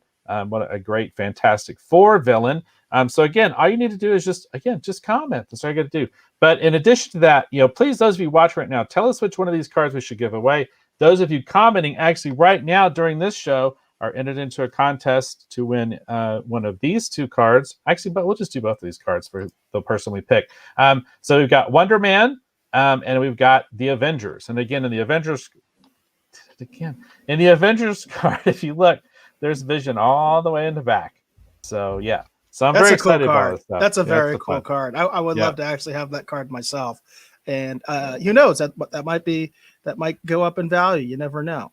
And by the way, there's a very specific method to our madness. The YouTube has been fueled by this Marvel Impel speculation of the trading cards. The comment sections are robust and full. So we want to reward that new crowd, which may not be watching right now, but they're going to see it on the flip side. That's the hope, right? Because we are building that audience with the post-show type stuff, with the clips that we're doing on YouTube, and we wanted to include them because now we finally have that audience. We really didn't have that before. We really didn't have a lot of comments on the YouTube, so it wasn't really a thing for us. So we strictly went by the live stuff. Hollywood Jackson says, congratulations on breaking 100 subscribers. We couldn't have done it without you, Hollywood Jackson. I know that you support us on the Facebook, but still, every view counts, every format counts, and we really appreciate the support. Mike also says, congrats. That's awesome. And she did vote. She voted for Nightcrawler. Yeah, that's 2 votes for Nightcrawler so far, everybody. I'm keeping track. And that was my vote, even though my vote doesn't count. I mean, that's my 3. vote too. So. No, it counts. It counts. That's 3 votes. Sounds like Nightcrawler is going to be the card we give away. Although, like I said, the Mole Man card's better centered. All right.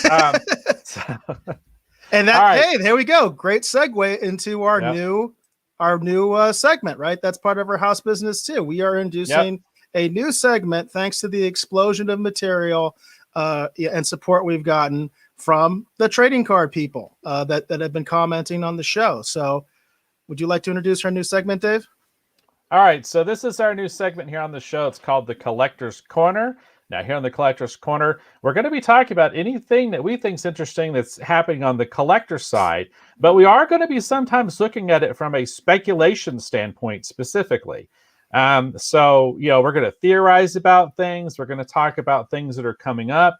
And one of the things that's interesting that actually Eric brought up in our business meeting actually last weekend is he was talking about how someone had mentioned to him that sometimes it's important to pay attention to the second appearance of a character, sometimes the third appearance of a character, if you want to basically pick up a book to hold on to it and maybe flip it, to make a couple dollars down the road.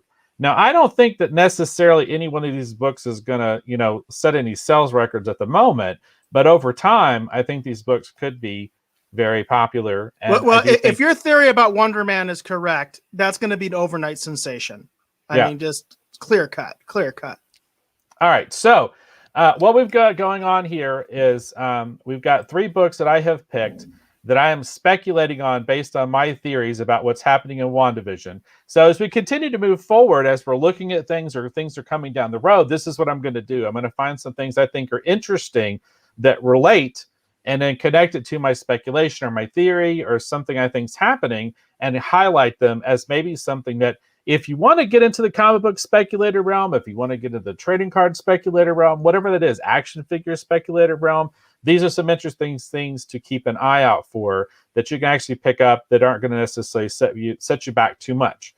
Now, the reason I highlighted these, one of these books is a little pricey, but it's not too pricey.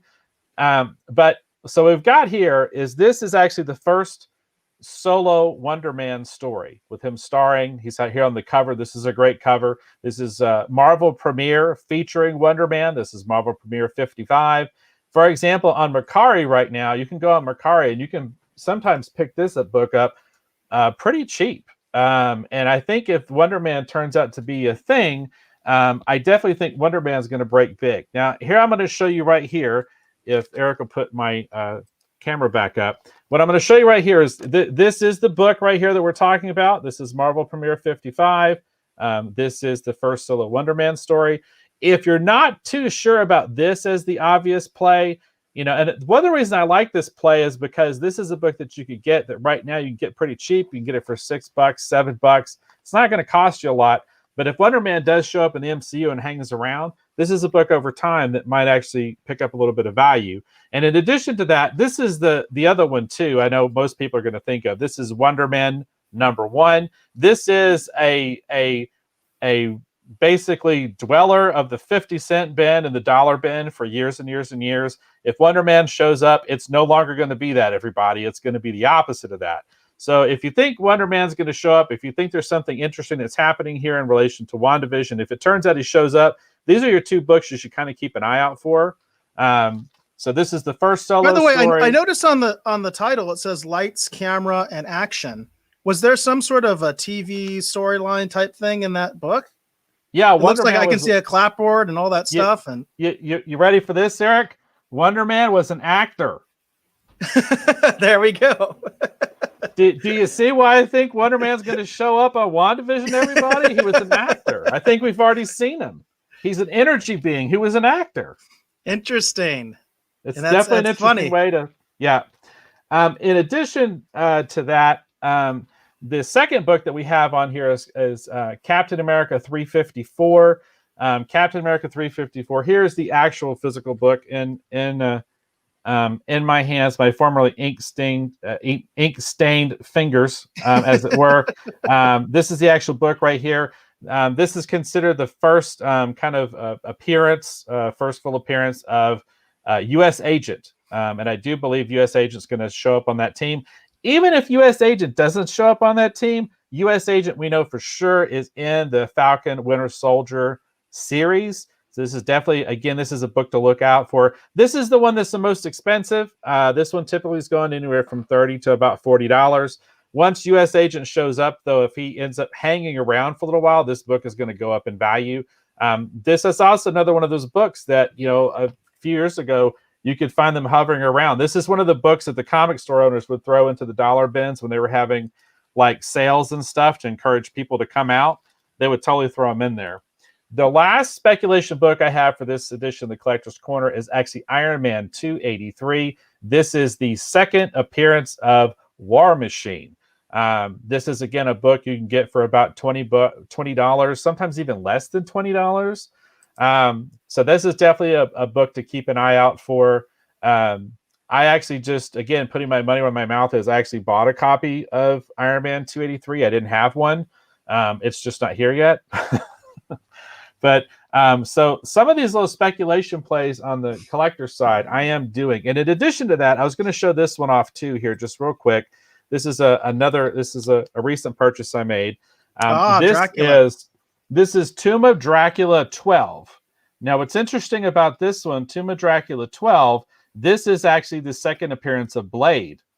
And we do know that Blade's coming up, so I'm going to start highlighting some interesting Blade books that you can kind of pick up here or there. Some of them a little bit more affordable than others.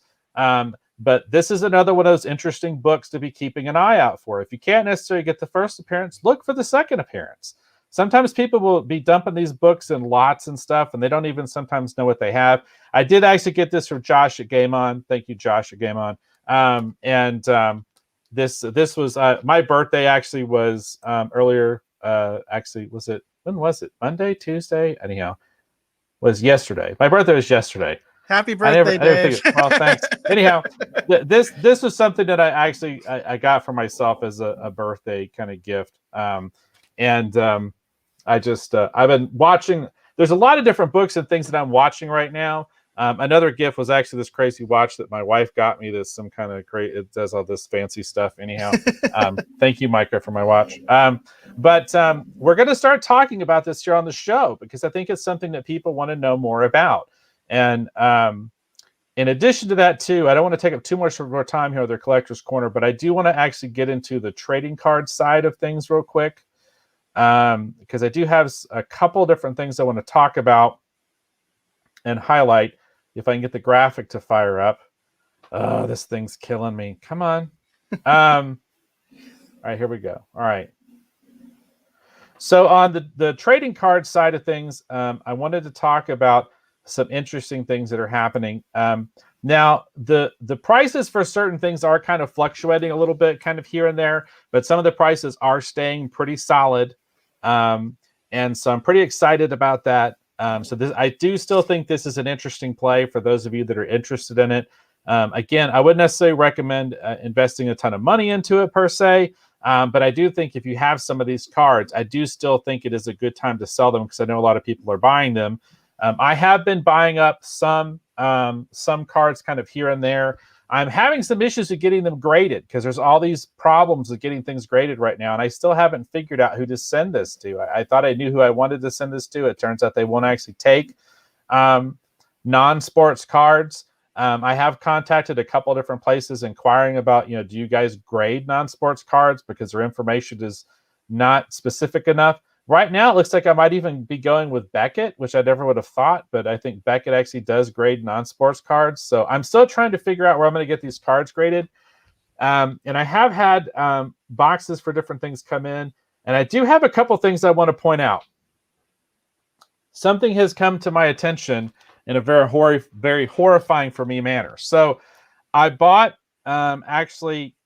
because I'm a Jim Lee fan, I bought, if you'll turn my camera back on, Eric, I want to show people this. I bought some Jim Lee's Wildcats cards. I bought a case, and then I bought a bunch of packs from someone. And these packs actually came from someone on eBay. So what I'm going to tell you right now is definitely investigate these things a little bit more before you buy them. These cards that are older, like from the 90s, if they have a clear coat on them, if things are not properly stored over time, what it does is this clear coat gets reactivated and they stick together. This is a problem called bricking, which I'm just now learning about. I got some boxes in one day, and in order to basically take care of them, I had to go ahead and unbrick 4 cases of cards. It's up till 1 a.m. doing it. I can't recommend it. But here's the problem with what happens. Okay, these packs this guy sold me. This guy sold me a box full of trash. Okay, I'm not happy about this. Okay, but I'm going to be honest with you. I probably should have investigated this a little bit more. Now the sealed case I got was fine, but this is what happens if something bricks. Okay, it's literally, these things are stuck together. They will not separate. All they're doing is tearing. Okay, wow. They will not come apart. It's like a brick. That's why they call it bricking. And these things are and they also stick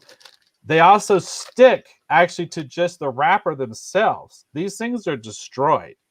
Wow. So there's not a lot of really good advice for what to do if you have stuff that's bricking. So what I'm going to do is I'm actually going to stay away from some of these 90 cards for a little while because I've had all the stress tests that I can take for right now. But out of all those cards, we are going to have some fun cards we're going to be giving away here on the show moving forward. And I'm going to be selling them from time to time too. But I have the largest collection of holograms I have ever seen before in my life right now, everybody. I've never had this many holograms before in my life. You see this? Look at that stack. That's cool. So we're going to be giving away hologram cards here on the show. I'm going to be having some of them graded. Lots of fun things. And luckily, I got some really cool cards out of these. This is actually a Grifter Prism card. So a lot of fun stuff came out of these. So had a lot of fun, but it was a little nerve-wracking too. So I just want to tell people, if you're getting into the card thing, if you're speculating on some of this stuff, be really careful about some of the later 90s cards from about 92 on, because if they're not stored in the proper condition, they're going to be a real nightmare to deal with. So if you have any concerns, I would definitely ask the buyer, the seller, or whatever, you know what I mean? Ask the seller before you actually make that purchase. Really scrutinize what you're getting, because it's a real problem. I think I lost probably 25% of the cards. Now, was this a sealed case, Dave? This was a sealed case that you got? Well, these were not in a sealed case. These were individual packs. So I've had problems with packs. Okay. The packs were the worst. But beyond the packs, I did have the same problem with the sealed case. And the box of Wildcats cards, like I said, I'd say about 25% of those didn't turn out. Now, I do still have a couple of cases coming that I do want to do unboxing for on the show. They're actually 90-91 cards. They should be fine. They're mostly DC stuff, so we're going to do Cosmic Teams. We're going to do DC 1 and DC 2 for sure. Do those on the show. I'm definitely staying away from the mid to late 90s stuff for a little while, because I don't think I could take another stress test like that. I was really freaking out about it. But I have also too, I have put together some interesting stuff, and I got some cool stuff I want to get graded, some fun things we're going to give away here on the show. We have some other Impel cards. We're going to, the 1990s style cards are going to be giving away on the show too as we move forward. So fun things ahead, everybody, if you're into all this collectible stuff. And I think that's going to do it, unless you have anything, Eric, for this week's Collector's Corner. I just briefly, I want to talk about the Gina Carano, the Cara Dune figure situation. I did come across another venue that's selling some stuff called Dorkside Toys, and I think this is interesting. So this is current from this particular retailer, and basically I just put in the search term Cara Dune, and this is what pops up. Interestingly enough, some Mandalorian Stormtrooper figures pop up and an IG-11 fig pen. But if you look here, the vintage collection Cara Dune is sold out. The retro collection Cara Dune individually is sold out. And then also the complete collection is sold out. This is the one that has all of the figures from the Mandalorian retro collection. I ordered from Entertainment Earth, and Entertainment Earth, as far as I know, is still taking orders, pre-orders for the entire collection. Cara Dune by herself is sold out, but you can still buy all the figures. I'm still waiting to see if my order is going to be filled or not, if I'm actually going to get these figures or not, because Entertainment Earth has not charged me. But I thought it was interesting to show this other venue. They're completely sold out, even to pre-orders. The one thing they have, though, remember I showed this on the air last week. Well, if you saw us last week, this Mission Fleet stuff is still selling. It's still out there. Apparently there is a pretty plentiful supply of these Mission Fleet toys. I found them in the wild at Target, and there was a stack of them. I really do think that is a collectible to watch that you can actually acquire, is that Mission Fleet set. Interesting. Very cool. All right. Are we good to go move into pop culture news? Sounds good to me. All right. Very cool. And please give us feedback, by the way, since that was a new segment. Let us know, what you think. And that's also for the after show type people. Let us know. What do you think of us doing a dedicated segment for a collector's corner? Talk about toys, comics, trading cards, all that good stuff, and just pure speculation about whether this stuff is going to be a good investment or not. So yeah, it'll be interesting to see. And so far, Nightcrawler's in the lead with 3 votes. So it looks like, as it currently sits, Look at that. I did it right that time. As it currently sits right now, it looks like Nightcrawler is going to be the card. And again, that's going to be the contest for after the live show to comment. And those of you who are commenting during the live show, you've been entered into the contest to win the Wonder Man and the Avengers Impel Marvel Series 3 cards. All right. And speaking of comments, Hollywood Jackson did wish you a happy birthday. Oh, thank you, Hollywood. I appreciate that. All right. So we're moving into the pop culture news segment. Here on the pop culture news segment, it's anything that we find interesting that either piques Eric's interest or my own. It's anything we hope that you will find worthy of discussion. That's what we like to talk about here in the pop culture news. Now, Eric, I'm going to ask you what you have up for this week because, as we discussed, I focused mostly on the Collector's Corner side, so nothing really immediately jumped out to me. I know there's a lot of interesting things that's happened in the world of pop culture. I know people are getting excited for that Snyder Cut, but what's popping in the world of pop culture news? Did I say pop too much? Well, there's a lot going on right now, and it's funny because so much these days, as far as it gets really difficult sometimes to figure out what's pop culture and what's streaming wars for me sometimes, because everything is getting meshed together. And that even includes like the box office, because I want to talk about the box office. And it's like all this stuff is basically blending together. So I do have this article that I wanted to share. Let me get the share screen up here regarding the current state of the box office. And this is Tom and Jerry, which we haven't talked about, which I'm surprised we haven't talked about Tom and Jerry, Dave, because I assume you're a fan of Tom and Jerry. Are you not? I mean, I grew up watching Tom and Jerry. I think, isn't Grace Chloe Moretz in this, the hit girl from the Kick-Ass movies? I believe so. Yeah. But this is a Deadline article, and it says Warner Brothers Tom and Jerry opening higher than Monday actuals, still second best debut during the pandemic. So what's really interesting about this is Tom and Jerry is a Warner Brothers film. This weekend, it opened up at 14.1 million, which is basically number 2 for the basically pandemic era. And what's really interesting about this is, of course, Warner Brothers releases all of their films now simultaneously on HBO Max and at the theaters, at the same time. They did this with Wonder Woman. They've been doing this with other films. And a lot of people were wondering what effect this would ultimately have. Now, remember, most theaters are still closed because the two biggest markets, New York and California, their theaters are still closed. New York is starting to open up again. That's something like 25%. But California is still closed. So what's really interesting is to see that apparently AT&T has done something right. You know what I mean? We criticize them all the time, but it looks like this is working. Apparently they are getting better numbers on HBO Max. They're getting subscribers, but they're also making money at the box office. And I thought this was really interesting that Tom and Jerry seems to have worked. We'll see if it has any legs. I mean, obviously, these are not the kind of numbers that you would want, in the pre-pandemic era. But still, these are really good numbers, and they're even decent numbers for the pre-pandemic era. So I thought this was really interesting that this film has done so well.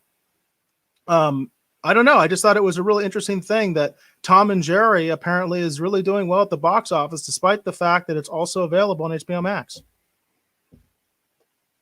Yeah, that is interesting. Because I'd heard that, that it was going to be, coming out because they were promoting it pretty hot and heavy. I don't know. There's something about some of these, the animation with the live action. Like sometimes it piques my interest and I want to go see it. And then other times it just kind of leaves me kind of cold. I think, unfortunately, with this one, it's kind of that. It just, for whatever reason, it just didn't seem to appeal to me at the time.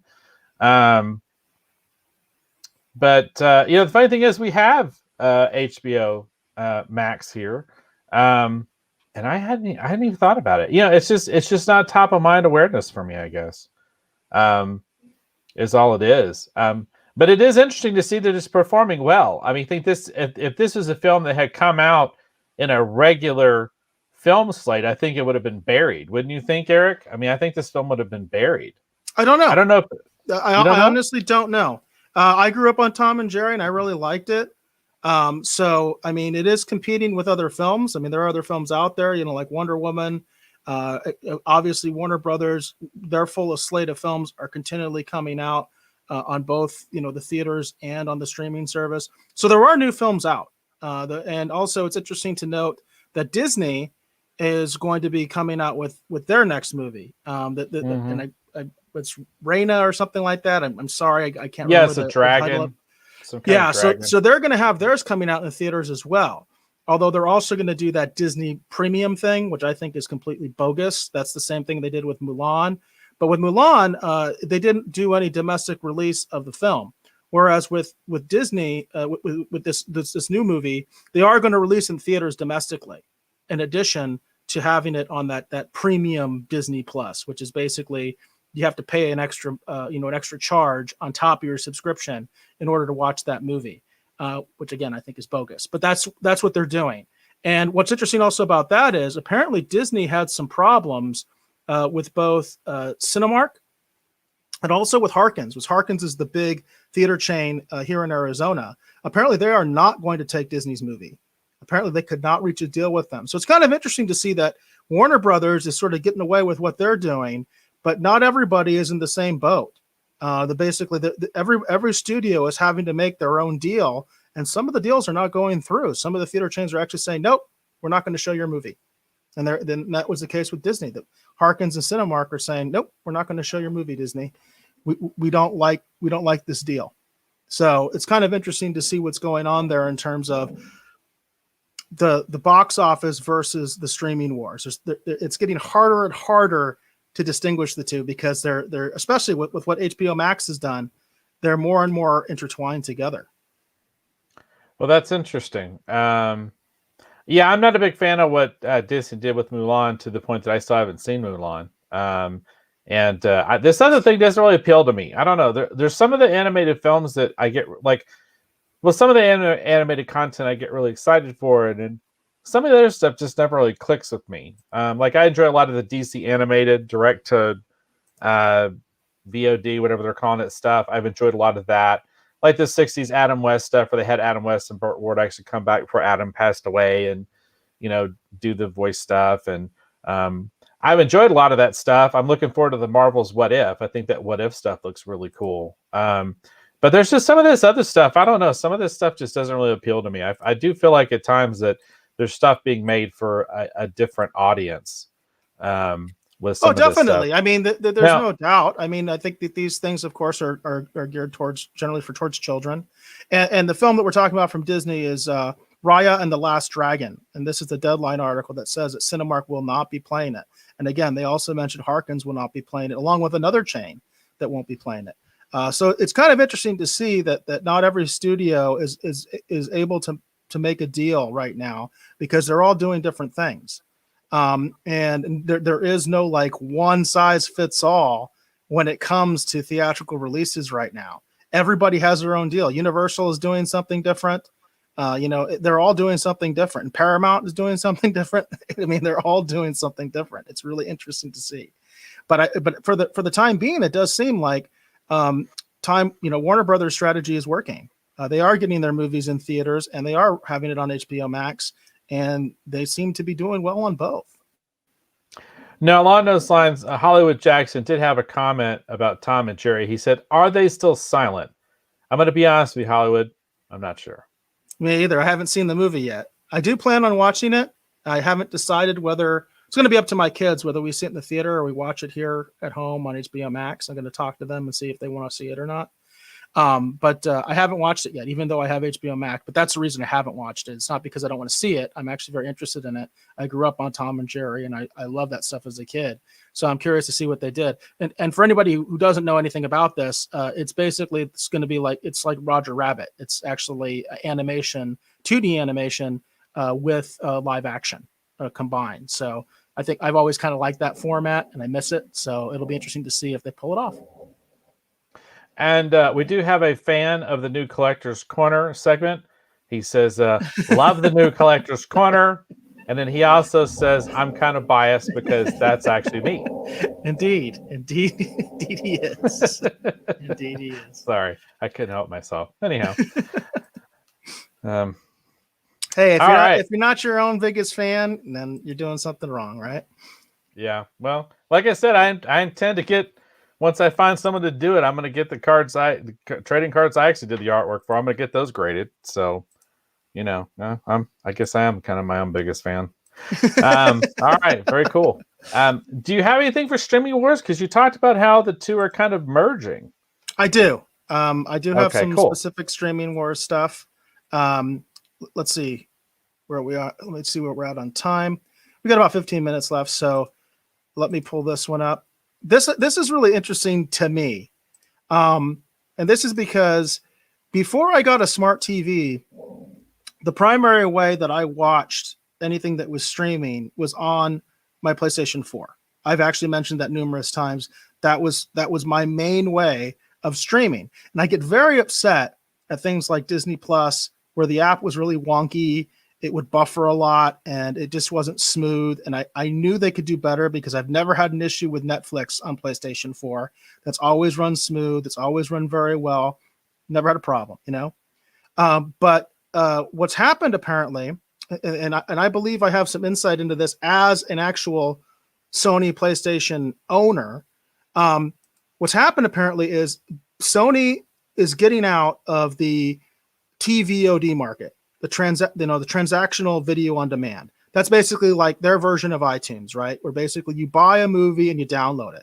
Now, I have used this service several times myself, usually the rental part for a movie that my kids want to watch that is, just left the theater. It's in that window where it's only available on VOD. It hasn't made it to any of the streaming platforms yet. And we watch a movie that way, okay? What I think has happened is I actually am one of the reasons that they're getting rid of it. And I think one of the reasons that they're getting rid of it is because everybody has smart TVs now, including me. So whereas before I relied on my PlayStation 4 essentially as my smart TV, and I was watching my streaming content and getting movies from there and downloading them, now I myself have a smart TV. I have a Roku TV and I have a Fire Stick for my TV upstairs. And it's like, so I think this is what's happening is that basically so many people have smart TVs now. It doesn't make sense for Sony to keep doing this.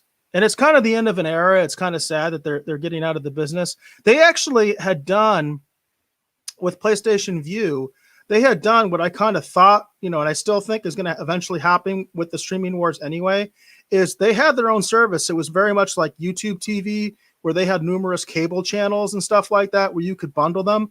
They got out of that business quite a while ago and just said, we can't do this anymore. We can't make all, it's just not, it's not cost effective. These licensing deals we have to do with all these different cable channels and stuff like that.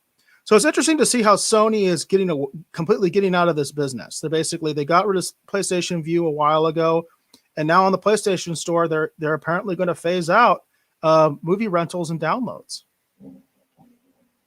Well, it's interesting because the PlayStation for me as well was my kind of introduction to a lot of this stuff too. Because we obviously I didn't immediately start out with a smart TV either. Right. But we used to watch a lot of stuff on Netflix and a lot of these different services actually through the PlayStation. It's interesting to me too because I remember when the PlayStation and even the Xbox and all these other game consoles originally were coming out, and they talked about they were going to have all this extra capability. I remember at the time really scratching my head going, well, what's the point of that? And it kind of helped to usher in, this new era, that we're currently living in, hashtag streaming wars. So it's very interesting to see for them, it's coming to an end.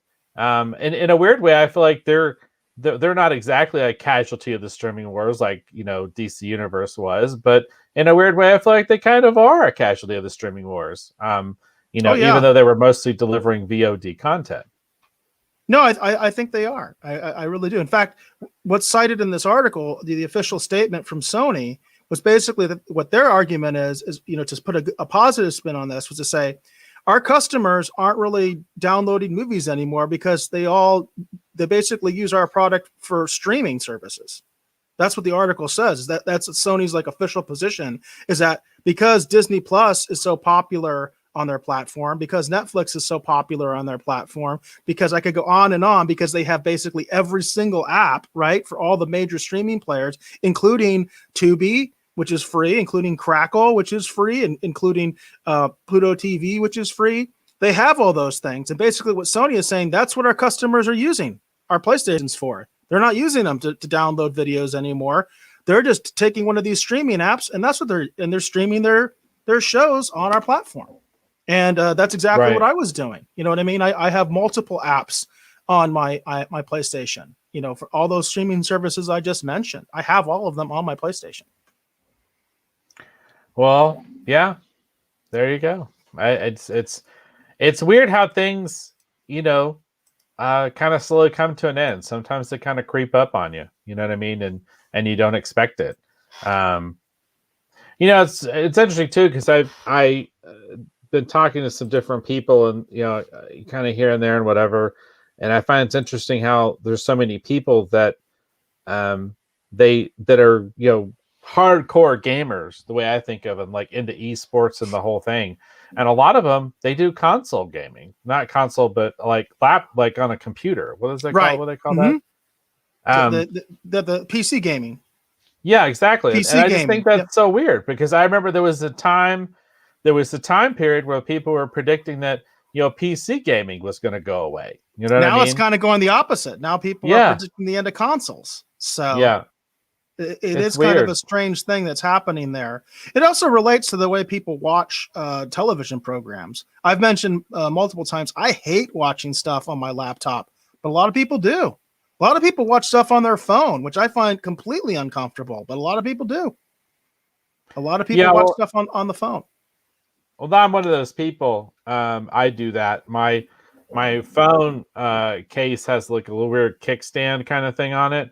And so I'll put the little kickstand thing out, and then I'll, you know, I can kind of set it up like a little television. And that's how sometimes I'll be, you know, watching stuff while I'm, you know, printing shirts and stuff and whatever so it is interesting how things have changed. You know, Gary Vee, who I used to follow once upon a time, Gary Vee used to talk about that this was the new thing, that this was the new television, that this was going to do to television what television did to the radio. You know what I mean? And it seems to be kind of slowly coming true to an extent. So, well, I don't know, because it's kind of like also the argument with the box office, right? And we're seeing that definitely there are people that are like, you know what? Even though I can watch this at home, I'm going to go to the theater and watch it. We're seeing that happen right before our eyes. People are making that decision, and there are still people like me that I do not want to watch anything on this thing. I really don't. It's not comfortable to me. I don't enjoy it. I've got now a 65-inch TV. I'm going to go watch it on that thing. You know what I mean? And I got Roku on that baby. So I'm going to go watch it on there. So I do think people kind of, what you're seeing is, you know, you have people that are kind of gravitating towards different things, right? Some people like this, some people like that. I don't think you're going to have that one format again. I think that's been my argument with the streaming wars. I don't think you're not going to have that one dominant player. Everybody kind of wants to be the next Netflix, and I don't think that's going to happen. I don't think even Netflix is going to be Netflix and say like the next decade. Everything is going to be like a niche, right? It's going to be these little crowds that like this and they like this, just like vinyl. You know, I've said that before. I haven't used that term in a while. The vinylization of media is what I call it. That's why that is viable, because it's not viable for everybody. There's lots of people that don't even know what a vinyl record is, but they still have vinyl records in Target and they don't have CDs. Think about that. They have vinyl records in Target, but not CDs. So I think I don't think anybody is going to be that new television versus radio. I think that's gone. I think everybody's going to be gravitating towards their own little things. Just like the argument of streaming versus, you know, the streaming movies versus the box office. We're seeing in real time, people are deciding to still go to the box office. They're still deciding to go to the movie theater, even in a pandemic. So, yeah. Well, and along those lines, my wife does express this. Well, that's not my wife. That's my wife right there. Micah does express, she says that she misses going to the theater, and I felt the same way. I really miss that. I mean, hopefully we'll be, going back soon. You know what I mean? But yeah. I've been to the theater twice during the pandemic. I went and saw The Croods with my kids, and then of course I went to the Chandler Film Festival with Russ, and I went to 2 screenings for that. One of which was Routine. I went to the screening of Routine at the Chandler Film Festival, and that was at a Harkins. Yeah. And then Hollywood Jackson says the records are back. Yeah. That's exactly right. It's exactly right. And it's a really interesting phenomenon because, gosh, it's funny that line from Wayne's World, if you remember that Wayne's World, there was that line where Tia Carrere was lamenting, oh, my record will never be on vinyl. That statement is actually out of date. Yeah. And they were trying to be ahead of the time. And that statement is actually out of date because all the bands now come out with vinyl records.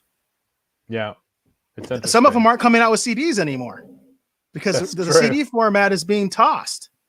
I mean, when you compare digital to CD, there's no comparison. It's like digital's a lot easier. Doesn't take any space, right? Yeah. Vinyl is a completely different experience. Analog is completely a different experience than digital. Any of you who have a good ear, you can hear it. That's why that market exists. Yeah. Also, James Stone is here. Hey, James. Good to see you. Hey, James. Good to see you. A little while. Yeah, it's been a long while, I think, actually. So it's good to see you, James.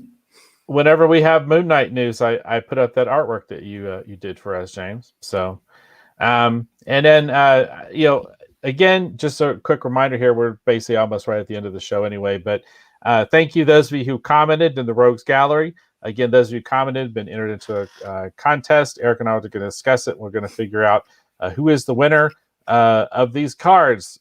We've got here, this is Avengers. This is from Marvel, Impel Series 3. If you see there in the corner, there is Vision. Spectral Vision, White Vision, whatever you want to call him. Beige Vision, if you will. There he is right there. So this is one of the cards we're going to give away. Yeah, well, because he looks beige to me in that picture. And then the second we're giving away is Wonder Man. Those of you who were here for the majority of the show, you heard my crazy theory about the idea that I think that actually, anyhow, it's in the show. If you didn't see it, you want to watch it, you can go back and watch it. But we're giving away a Wonder Man card this evening. And we're here at the bottom of the show. We're going to say the voting is in. It's been tallied. And out of the 2, again, original 1990 Marvel Impel trading cards that we're going to give away for the after the show commenters in celebration of actually reaching that milestone of 100 subscribers on YouTube. The people have voted and they have decided that Nightcrawler is the winner. So Nightcrawler is going to be the card. Eric is going to be taking over that contest, and we'll be contacting someone shortly who actually won that. Again, thank you to everyone who's helped make our Marvel Trading Cards Boom or Bust video on YouTube such a huge success. It's very exciting to see one of those shows take off and to see people commenting and talking about it. I've had a lot of interesting conversations myself with people on that particular thread. Exciting to see people commenting on the follow-up one, which was actually a segment from last week's live show. And in addition to also seeing people talking about Babylon 5. It's got Eric and I talking about that we need to do more Babylon 5 content actually here on the show. And it's just really fun and exciting. So please also too, if you have a friend who's a comic collector, who's into this stuff, if you know someone who's a retro rogue like all of us, you know what I mean? Tell them about the show. Tell them about the Retro Rogues live show. Tell them that you enjoy being a part of the Rogues Gallery. Tell them that we are routinely doing this contest. I had actually picked a couple of cards actually for next week that are WandaVision themed, but I'm thinking now when I talk to Eric here off the air and actually discuss doing something different, I have actually a different idea now for something else that we might actually do. So we're going to have a fun, very fun prize actually for next week. So yeah, definitely thank you for being here as a part of the show and helping us to slowly grow our channel. It's exciting to see it kind of finally starting to pick up some steam. And then I did want to throw out there, we are ending our journey on WandaVision because the series is ending. We've only got one more review. So it's going to be time to move on to something else. And of course, I'm going to talk to Dave off the air about what our thoughts are. But if you have thoughts out there and you want us to check something out, let us know. Because we definitely want to be, listening to our audience. And if they want us to review something specific, this is the time because we've got a gap here. You know what I mean? And there's something really obvious. I'll just say it. Snyder Cut seems very obvious. It's something that I think we just have to review. But that's just a one shot, right? Then obviously there's Falcon and Winter Soldier. Do you want us to review that, or do you want us to go retro? You know what I mean? And review some Babylon 5 episodes or something like that. Let us know. You know what I mean? Because this show is all about you, right? We are nothing without this audience. And Hollywood Jackson, more Airwolf, you say? Laugh out loud. I don't think we've ever covered anything about Airwolf on this program, but I did watch it as a kid. I loved Airwolf as a kid. I did too. There's a period in my life where I wanted to be a helicopter pilot, and that's mostly because of things like Blue Thunder and Airwolf. So you don't have to twist my arm too hard for me to talk about Airwolf. So, and speaking of Blue Thunder, and one of the funny things is, I think for me, and I mentioned in our review, a lot of my Blue Thunder memories as a kid, I think I got confused between the movie and the television series, which that television series was very short-lived, but I remember watching it. Yeah, I think the only difference is the Jaffe and the TV series, which is Dana Carvey, went on to host a late night TV show, and the other Jaffo, he didn't make out too well. He got ran over in that movie. That kind of sucked. Yeah. Spoiler alert. Well, you like to do that, Dave.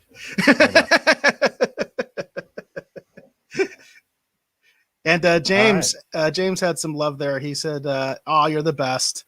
You made my art sing and shine. Appreciate all you do." And that's featured in the e-zine, right? That is in the e-zine. Yeah, right? Yeah. We have if you're interested about Moon Knight, Chris, Moon Knight is one of the shows that's coming to Disney Plus. You can go download the free Retro Rogues Live. I think we called it Fanzine or whatever. It is a free e-version. You download it over at retrorogueslive.com. Or you get there going to DaveBeatty.com. You definitely go there and check that out. But it is featured. It's the main feature art actually for that segment. And I talk about in my mind anyway, the 10 most important or my 10 favorite Moon Knight stories. And it's interesting too, because a lot of those books that were actually featured in that magazine article are trending up, everybody. They're trending up. So if you read that and thought, oh, that's fun, I'm going to go pick up that book. A lot of those books are trending up. If you're one of those people who likes to flip books, or you're looking at holding comics, either as a speculator or an investor, a lot of those books that we mentioned and talked about in the fanzine, they have all gone up. Some of them significantly so. Like I said, I showed off on the show. I have been making acquisitions here lately. I've been spending more money than I should, but I did actually recently add to my collection, Werewolf, Moon Knight's second appearance, Moon Knight's third appearance, and then I also already had some other key books from Moon Knight X in my collection. So looking forward to talking about Moon Knight. Again, they're supposed to be filming in Budapest right now. They're supposed to be starting at the beginning of March. Interesting. So they should either have started filming, or they should be getting ready to actually start filming in Budapest. By the way, what is filming is Cobra Kai. Cobra Kai started filming. Cobra Kai is filming. Yeah. Very, very cool. So, I saw William Zaba's post with the script. We got really excited. I feel really good for him. You know what I mean? So when I see posts from him, I'm like, that's awesome. I really think if they wanted to do I think he'd be better served to be in the MCU. Somebody wanted him to be Wonder Man, right? Somebody in the Rogues Gallery actually wanted him to be Wonder Man. I remember that. Yeah. Yeah, that would have been cool. But we'll see. We'll see. I have a feeling Wonder Man's going to be one of the ramifications or results or whatever of what comes out of the other end of WandaVision. But we'll see. We'll see. And James does say Moon Knight Epic collections are great.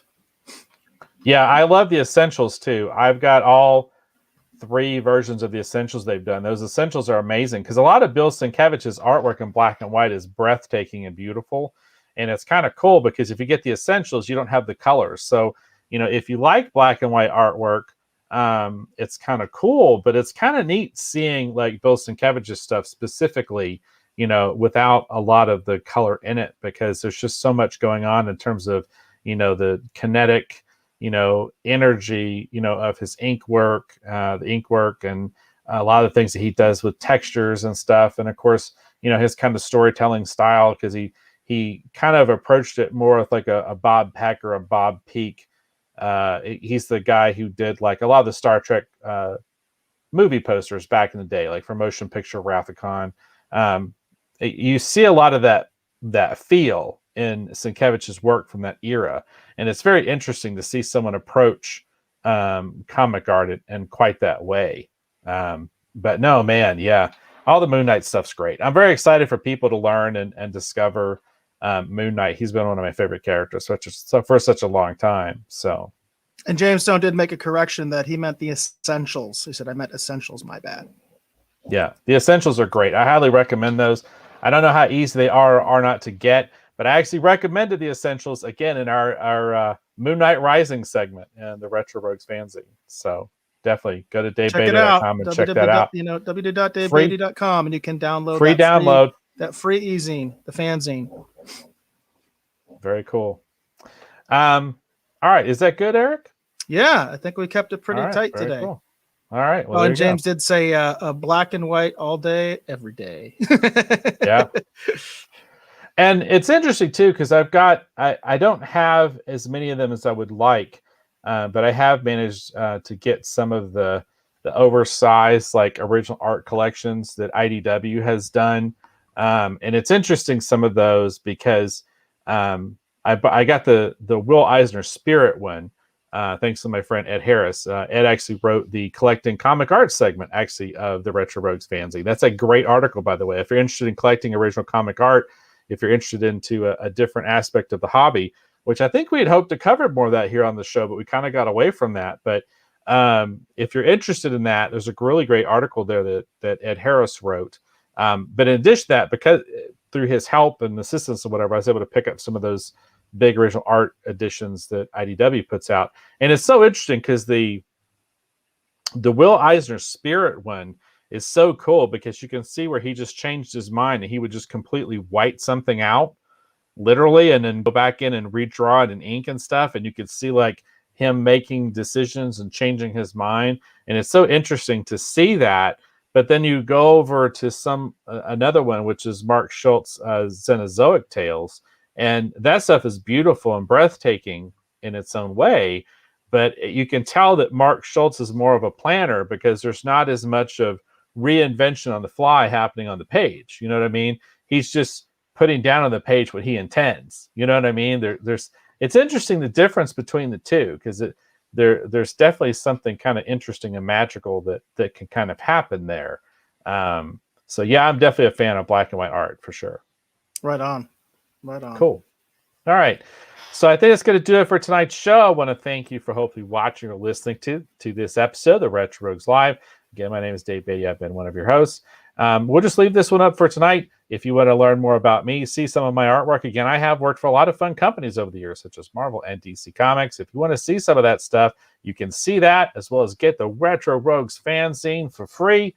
All of that and so much more over at DaveBeatty.com. That's www.davebeatty.com. I want to thank my co-host, Mr. Eric Alexander, for being here on the show, providing his unique perspective and point of view, even though sometimes it differs from my own. Thank you, Eric, for being here on the show and providing all the fun insights that you have. Please tell the folks who will be watching or listening at home where they can learn more about you on the interwebs. I am most active on Twitter, and you can find me there at BassGod14, at BASSGOD14. My direct messages are open. And again, I am looking actively for suggestions on our upcoming reviews, basically mid-March or late March. And again, I have to discuss it also off the air with Dave. BassGod14 is also the official YouTube, which we were celebrating today. That big milestone of over 100 subscribers. 2 videos now, or 2 clips that are over 1,000 views. One on The Verge. Again, if you're a Babylon 5 fan, heck, if you're not, go ahead and check out that Babylon 5 video, because it was also actually a Streaming Wars segment where I was talking about HBO Max. Check it out. Then we'd have 3 videos on there with over 1,000 views. That was an unattainable goal just last week. So it's amazing what a week will do. And then also that's the official Twitch, which is actually quite languishing. The BassGod14 is also the official Twitch. So if you know anybody that likes that format, let them know that they can check out our show on that outlet as well.